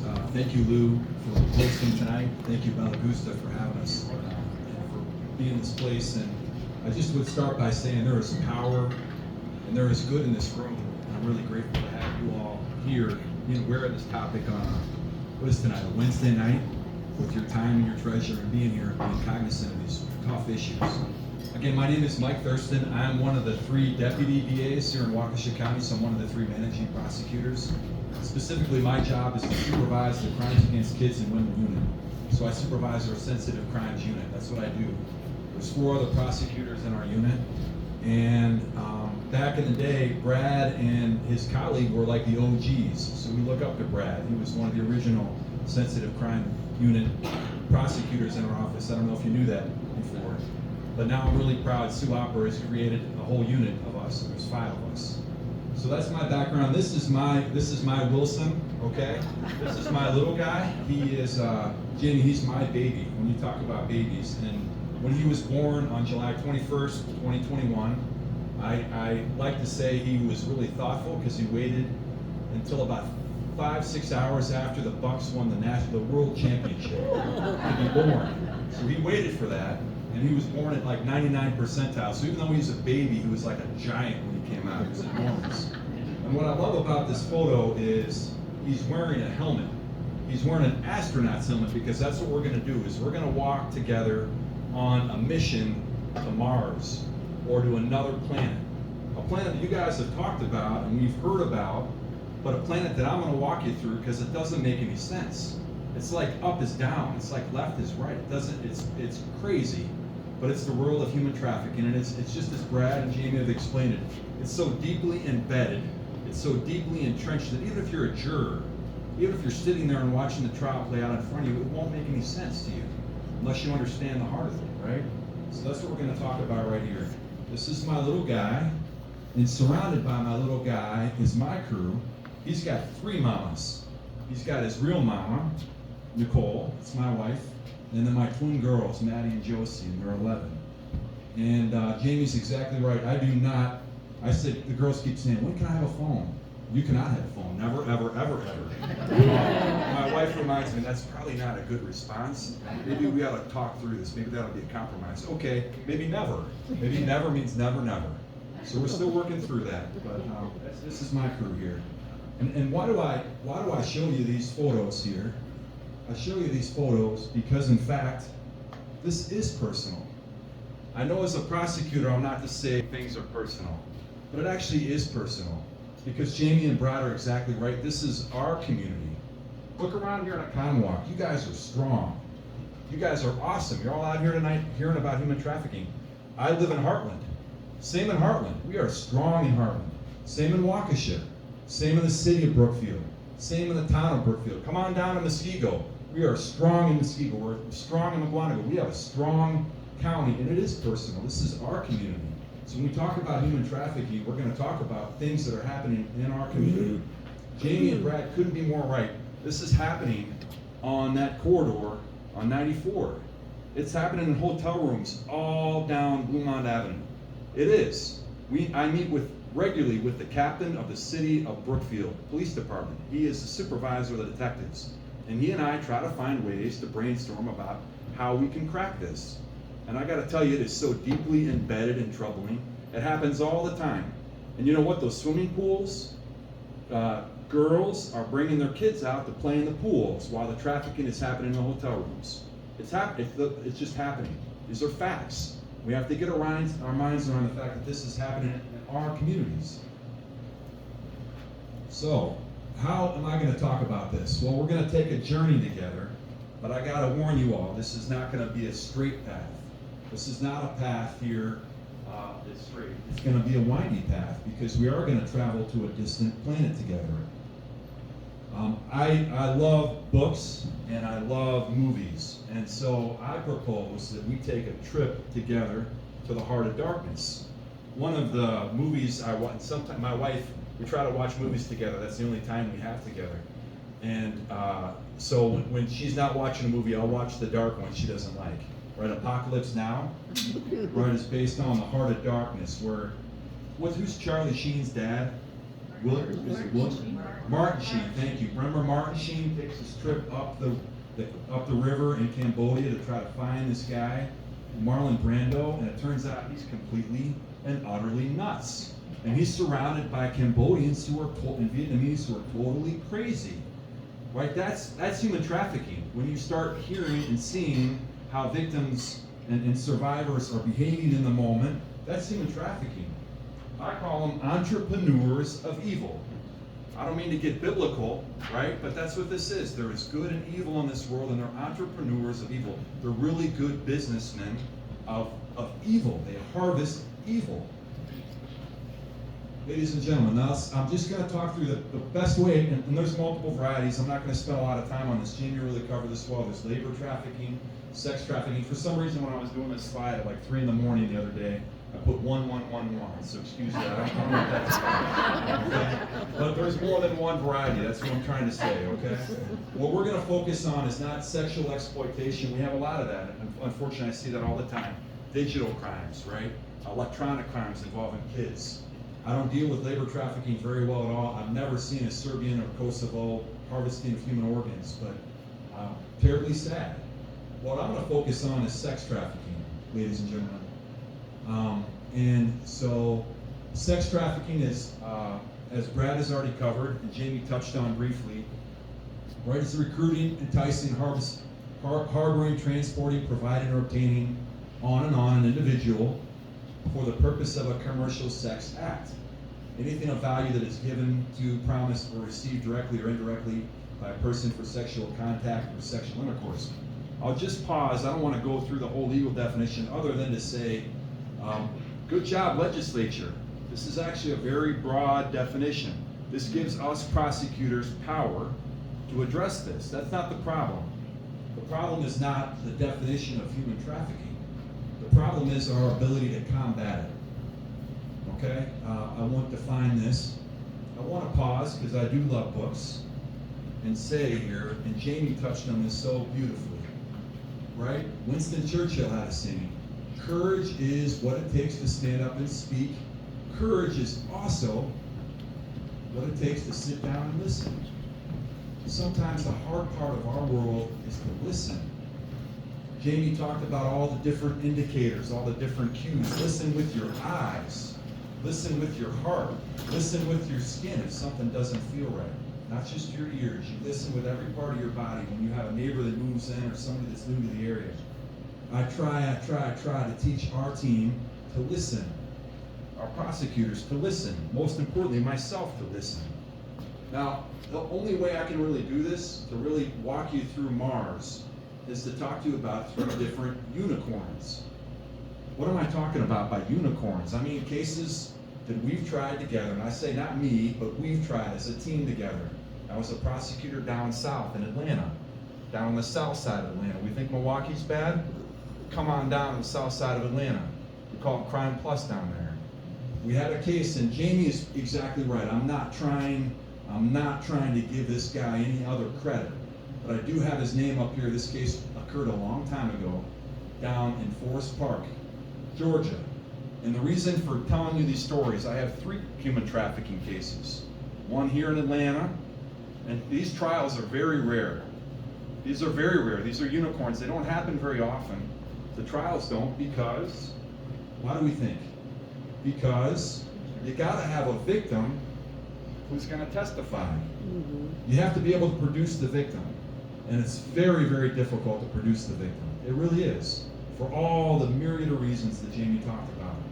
But I'll talk through these with you very, very quickly, these 3 cases, because they illustrate, in my opinion, what this issue is, how complicated it is. Human trafficking, Antonio Ham. Antonio Ham had a girl, her initials were BOK, and ironically, I just thought of that. It's BOK, though, literally were her initials. And he had her go down to these breezeways in Forest Park, this apartment complex. And he would have her act as a prostitute and lure Hispanic guys out into the breezeway, where he'd be waiting with an assault rifle and he'd rob them. He knew a lot of these Hispanics a lot of these guys were like day laborers, so they had a lot of cash on them. He knew that they were looking for a prostitute and they were unlikely, right, to report because they were illegal immigrants, what was happening. On this particular occasion, though, on this particular date in December of 2008, she, the victim, our survivor, lured this Hispanic guy out into the alleyway, into the breezeway in Forest Park. The problem he wasn't anticipating is that this Hispanic guy fought with him. And Antonio Ham ended up shooting him to death. Shot him to death right there in the breezeway. Boom, done, dead. Now, BOK, our victim, is an eyewitness to homicide. Malice murder is what they call it down in Georgia. So what does he do?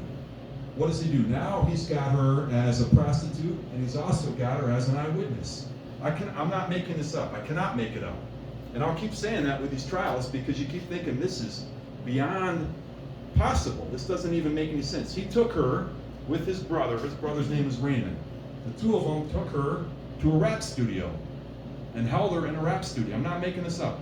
Held her hostage in a rap studio for a couple of days while they tried to figure out what they were going to do. And then they decided they knew some guy in South Georgia. They were going to take her down to West Point, Georgia, where he did. He and his brother Raymond drove her down to West Point, Georgia, where he shot her in the face. Shot her in the head. Shot her cold blank in the head. This is Antonio Ham. Shot her in the face. The problem, again though, for Antonio Ham is, what he didn't anticipate is that she survived. Oh my God. She survived getting shot in the face, and now she's an eyewitness to murder. So what do we have with our challenge as this case is brought to trial? I have a co-defendant brother, Raymond, who I barely have any evidence on. I've just got my victims' statements or survivors on. I have brutal forces used. I have 2 different crime scenes, and most importantly, my eyewitness has major memory issues. Right? I'm trying to figure out how do we even, can she even recall much of this? Can she recall the details? Her personality had changed. You could tell when talking to her that she was almost like childlike in the way she would describe things. But we had really good investigation. We had a heck of a story to tell, and I had 2 different crime scenes, and we put it together. Right? So that's story number 1. That's Atlanta, Georgia. Story number 2. This occurred in Milwaukee, Wisconsin, right next door from us. In Milwaukee, Wisconsin, in August of 2015. And Jamie is exactly right. Normally, trials take a long time. Cases take a long time to get to trial. However, in this particular case, what happens in the next case in Waukesha is sometimes the opposite happens. Sometimes you get a defendant. Is this working here? Sometimes you get a defendant, and the defendant does what a lot of defendants do. Judge Schimmel knows this all the time. They'll get locked up. Our detectives do a wonderful job of getting them off the street. And then they'll say, I demand a speedy trial. I demand a speedy trial. 90 days, I want my trial or I'm out. They have that right here in Wisconsin. So sometimes when you get a case and the case gets finally pulled together and you got a victim who's cooperative, the case gets put on hypercharged speed. Where all of a sudden now the prosecutor and the state's team has got to pull all this together very quickly. And the stress is on the state now to pull all this information together quickly. In this particular case that happens in August of 2015, this guy, Duran L., it's a more recent case, so I'm not going to describe his last name, was he had hooked up a girl. She's actually, I think, from out here in the Waukesha County area. She was a drug addict. She was a heroin addict. And he learned that she liked heroin. So he provided heroin to her. He was also a heroin dealer. And as he started providing heroin to her, she was a pretty blonde girl from out here in Waukesha County. He learned that she was desperate enough for heroin that she would prostitute herself, and he would take her money. And after he started taking her money, then he started beating her up and threatening her. And the turning point for her name was CV. The turning point for CV was, she said, I knew I was gonna cooperate with the state. I knew I was gonna talk to our detectives when I learned. And one of those times when he was beating on me, bless you, one of those times he was beating on me, he told me, CV, don't make me do you like I did your friend up on the north side. And she knew that when he threatened her that way, she knew he was referring to her friend who was murdered and left in a dumpster on the north side of Milwaukee, set on fire in a dumpster. She knew exactly what that threat was about. And so that's at the point where this heroin addict, who was absolutely skinny as a rail when I saw her, she was so addicted to heroin that on the way to an inpatient treatment, she actually jumped out of a car to go back to the streets to use. That's how addicted she was using, but she was determined. She had this fire in her belly. She was determined to see that Duran L. would be prosecuted. So what do we have? In February of 2016, we have this case. Now the trouble was Duran L. had friends. He had a whole lot of buddies in Milwaukee, and these buddies were trying to get at her. These buddies wanted to find her. These buddies wanted to beat her butt. These buddies wanted to make sure that she was done. She was just like a piece of trash to them. They were going to take care of this. What we had to do as prosecutors is we had to enter a protective order. We asked for protective orders so that anytime her name was listed in any of the police reports, it got redacted. All he knew her as wasn't CV. He knew her as, some street nickname. So we thought if we redacted the police reports, he wouldn't figure out what her name or her date of birth was. He couldn't find her, and that actually seemed to work. The challenge with her was that she was constantly in and out of jail, and we had trouble, trying to find her when she wasn't in jail. And of course, her drug use. What were the takeaways? The challenges: getting her to appear to court. This was interesting. The day of trial. This is the way it goes in Milwaukee. The day of trial, we finally have everything set. We have our victim already. We show up. It's Monday morning. My armpits are sweating. I'm just, we're all ready to go. And it turns out that the judge whose case this was assigned to was actually running for Wisconsin Supreme Court. And he wasn't even present. And he didn't even tell us that he was present. So we have a guest judge that's sitting in there, and we're wondering what is going on here. So then we also had active attempts to intimidate this victim throughout, and a time crunch. Ladies and gentlemen, this is the final unicorn. This is the third trial we had, and this happened in January. The trial happened in January of 2023. This is the first human trafficking trial that I know about here in Waukesha County. We definitely have had a lot of human trafficking cases, a handful of cases, but not trials. In this particular trial, this defendant, his survivor, the gal who testified, said that he liked to be known as King Rahim. He said, "Babies, you call me king. I'll be the king, you be the queens." Now the thing is, I want a lot of queens. I have a lot of queens. I have probably like 6 or 8 different queens. But here's the way it works. Queens, you guys do the work. You go out, you work, as a day laborer, or you work at a restaurant, or you work as a waitress, and then you bring me the money and I'll make you more money. But you call me the king. I'll be the king. And a lot of these gals came from broken homes, or they came from broken families. They didn't have stable networks or anything. The challenge with this case was that in Milwaukee County, most of this happened. Most of the human trafficking happened in hotels in Milwaukee County.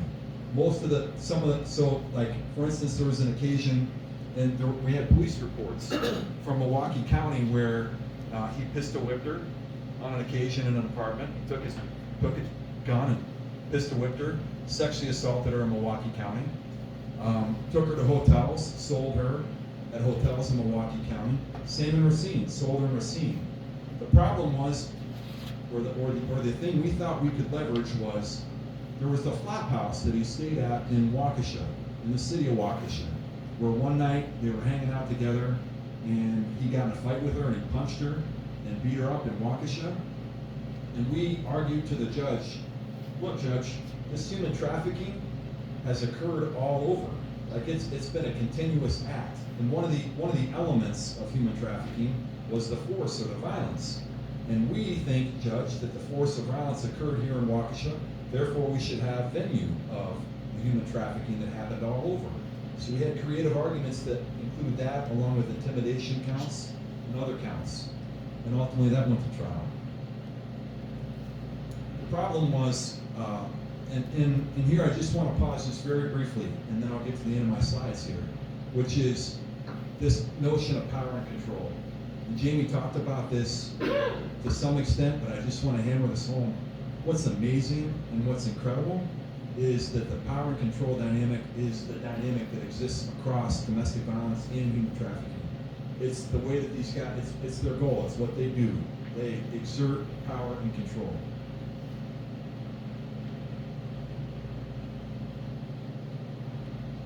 Here were the challenges when we, especially here in our Waukesha County case, we had a victim.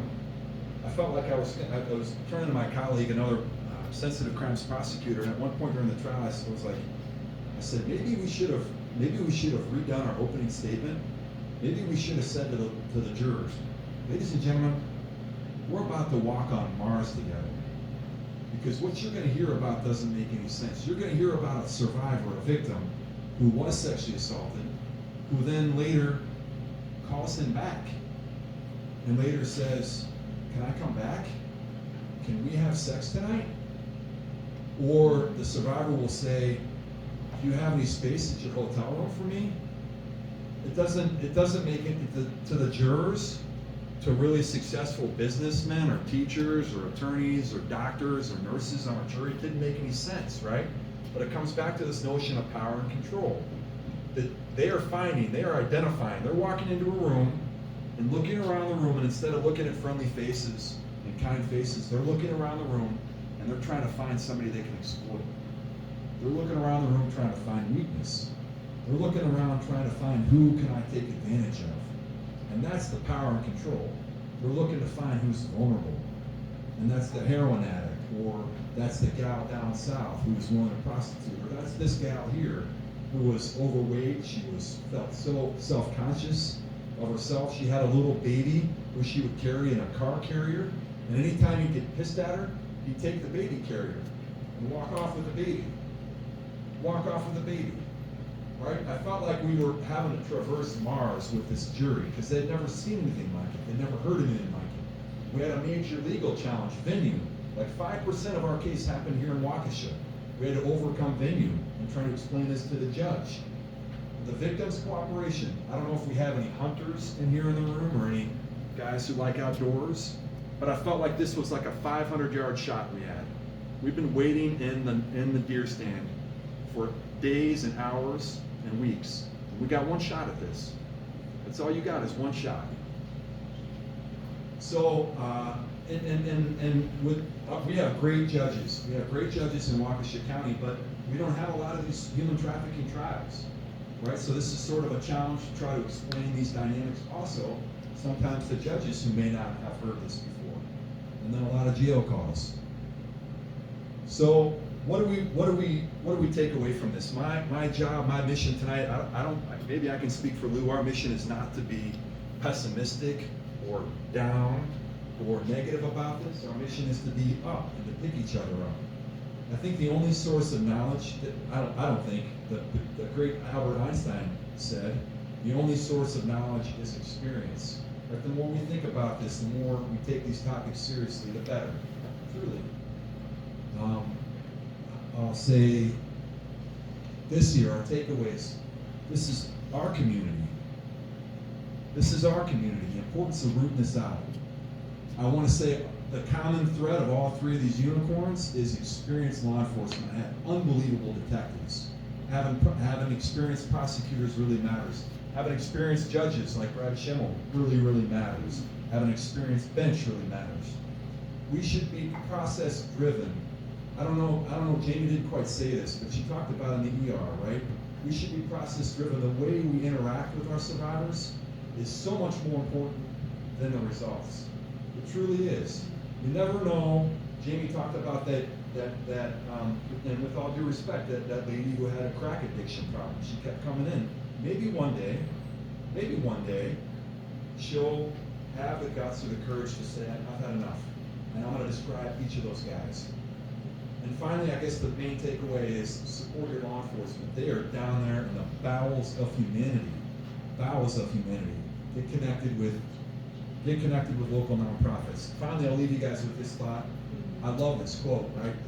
Not all of us can do great things, but we can do small things with great love. And I really believe that. And thank you all for being here tonight. Thank you, Lou, for organizing this. So I mentioned the bubble of Oconomowoc. It's a great place to live. But Oconomowoc is special to me because we have so many people willing to do something about what needs to be done, whatever it is. So there's hope. There is hope. And I do want to end on hope. I always like to end on hope. And the hope is, it's a heavy topic, but you can do something about it. Now you have some tools that you can be more aware, you can share that awareness with others, and you can help to stop the cycle. So know that it takes one person can affect literally the life of thousands. And we have a lot of people here, so have hope in that. We have had four great speakers. Well, thank you so much for the courage it took to share your story and to be here. If anybody has any questions, I think we might have time for a couple. I want to thank you guys for being so kind and patient. I know it's a long time, and I appreciate the time that you took to be here. We have a question over here. Jamie, my question is, how is sex education taught in schools currently with all the perversions and all the interactions with little boys and little girls and how they gratify each other? That seems to be real important in education right now. How is that going to affect sex trafficking in the future? Okay, so I don't exactly know how they're teaching sex education. I do know this, getting into the schools is very difficult because it's an uncomfortable conversation that people don't want to have. What ends up happening is kids are gonna learn about things anyways. I'd rather have them hear it from somebody who knows what they're talking about than from Joe Schmo or whoever online. I have highly encouraged the elementary schools and pediatricians to get away from good touch, bad touch, because bad touches can feel good and it's very confusing to people. When things happen to your body, like when we talk about sexual assaults in general, the majority of the victims I have no injuries. First of all, I mean, they're all adults in here. Vaginas are very durable. We birth children. There's rarely going to be injuries when I look at people, even in the acute phases of assault. Now, I've removed lots of things from people, glass, whatever. If you can think of it, it's happened. But when they talk to kids, right now, I know they just talk about STDs. The extent of it, I don't know. In my county that I work in, I live here, but in the county I work in, we have one of the highest STI rates in the state, constantly. Most of my teen population in the human trafficking population come in at least once to twice every 2 months, and they constantly have diseases. I know it's not being taught the way it should be, but it's because people don't want to have the conversation, or when I go into schools, there will be parents who say, you're not listening to her. So they'll just take their kids out because they don't want them to hear about what actually happens. Problem is, because they have access to so many things so young, by the time I even go in 4th grade, it's too late for a lot of the information because they've already heard it. So we really need to be starting in like kindergarten, unfortunately. I don't talk to 4th graders about sex trafficking. I talk to them about value and about their bodies and just, not taking photos or sending things or the things they should and shouldn't be doing. But we don't talk about actually selling and doing things like that. I just need them to get the basis that they are in control of their own body. Does that make sense? It makes sense, but I still think that if you're making it so commonplace, the sex, what they're learning about their bodies, you then are walking a very fine line regarding pornography. And that is a real concern. I have to pre-send everything for school so they can tell me what I can and cannot do. Really, the change has to come from parents being able to talk to schools and say, I need this to happen. So, yeah. So the community is who controls the things that go into the school. So if they want education in the school or different presentations, they need to fight the school for it. I can do anything I want. I have fought with school boards before in the county I'm in, which is how I got into the schools.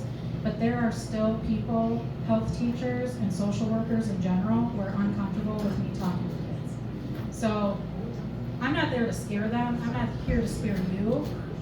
You get a lot more information than I usually give at other presentations, but this is just the world that it is. What happens when people age out of this? You're addicted to drugs and all of a sudden somebody doesn't want you to be stable. So during, so I said my oldest victim was 56. I think our oldest in Wisconsin was 64, which is another reason why I don't use the tool, I use self-identify tools. I don't use any of the other tools people use to try to identify, because those cutoffs, A, it's on your own judgment, but B, it goes from like 12 to like 25. So, and yes, there's victims in that population, but it goes much lower, it goes much higher. So I don't use them at all. I'd rather build rapport and have them know that they can come and talk about things. The other thing is that in Wisconsin, as an adult, when you're 18, you can choose to report or not. So I might know about sexual cases, trafficking, that law enforcement has no idea because my victim never wanted to report it. They might know about cases that I don't know because they chose not to have medical care. So the only cases I'm mandated to report are children. If it is somebody who's 17 and under, and they have been forced to commit a sexual act, that's my child sexual abuse. That has to be reported. Law enforcement's automatically triggered, and so is CPS. So, but for adults, whole different ballgame. Real quick. So I'm going to try to be really good with everybody's time. There's some people who have had to leave. If you want to stay and ask questions, you're more than welcome to do that. Brad Schimmel, Mike Thurston, and Jamie are going to be here. If you have to leave or need to leave, want to leave, whatever the case may be, feel free to do that.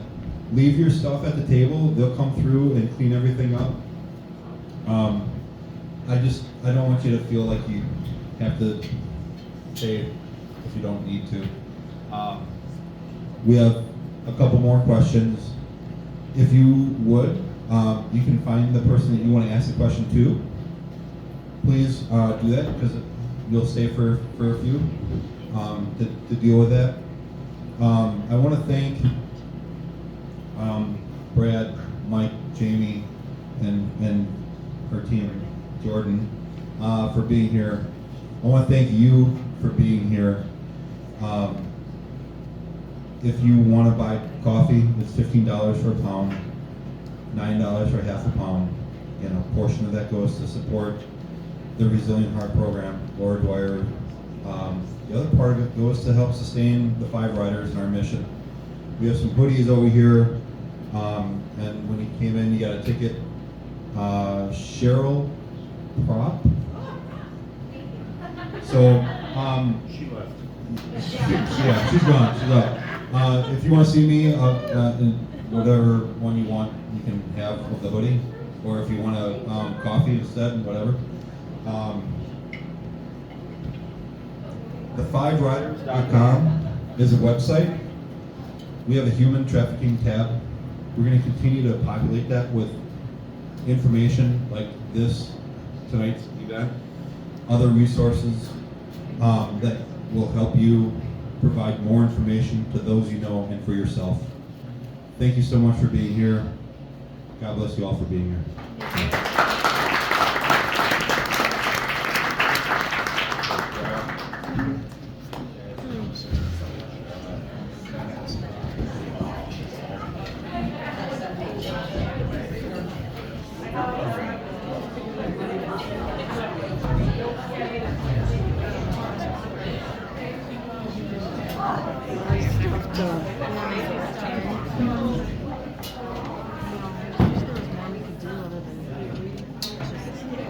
Well, let me tell you, my husband's a captain on the fire department, and I asked him one day, I said, do you know the symbols for pedophilia?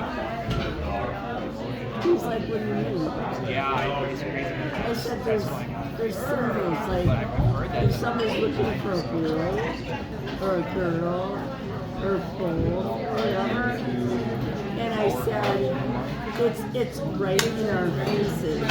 He's like, well, what do you mean? So I have a lot of time on my hands. So I do a lot of digging. Huggies diapers had like the Lion King characters on it. They had pedophilia symbols all over. And it's like a triangle that goes like this inside of another triangle that goes like this. And that goes like a heart. It goes inside of a heart. It's like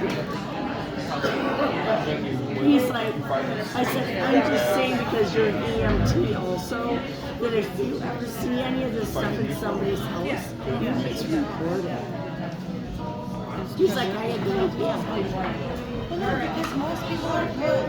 And then we never even think about anything. Right. It's not something that's like Tell everybody you say hey. Okay, we'll do that.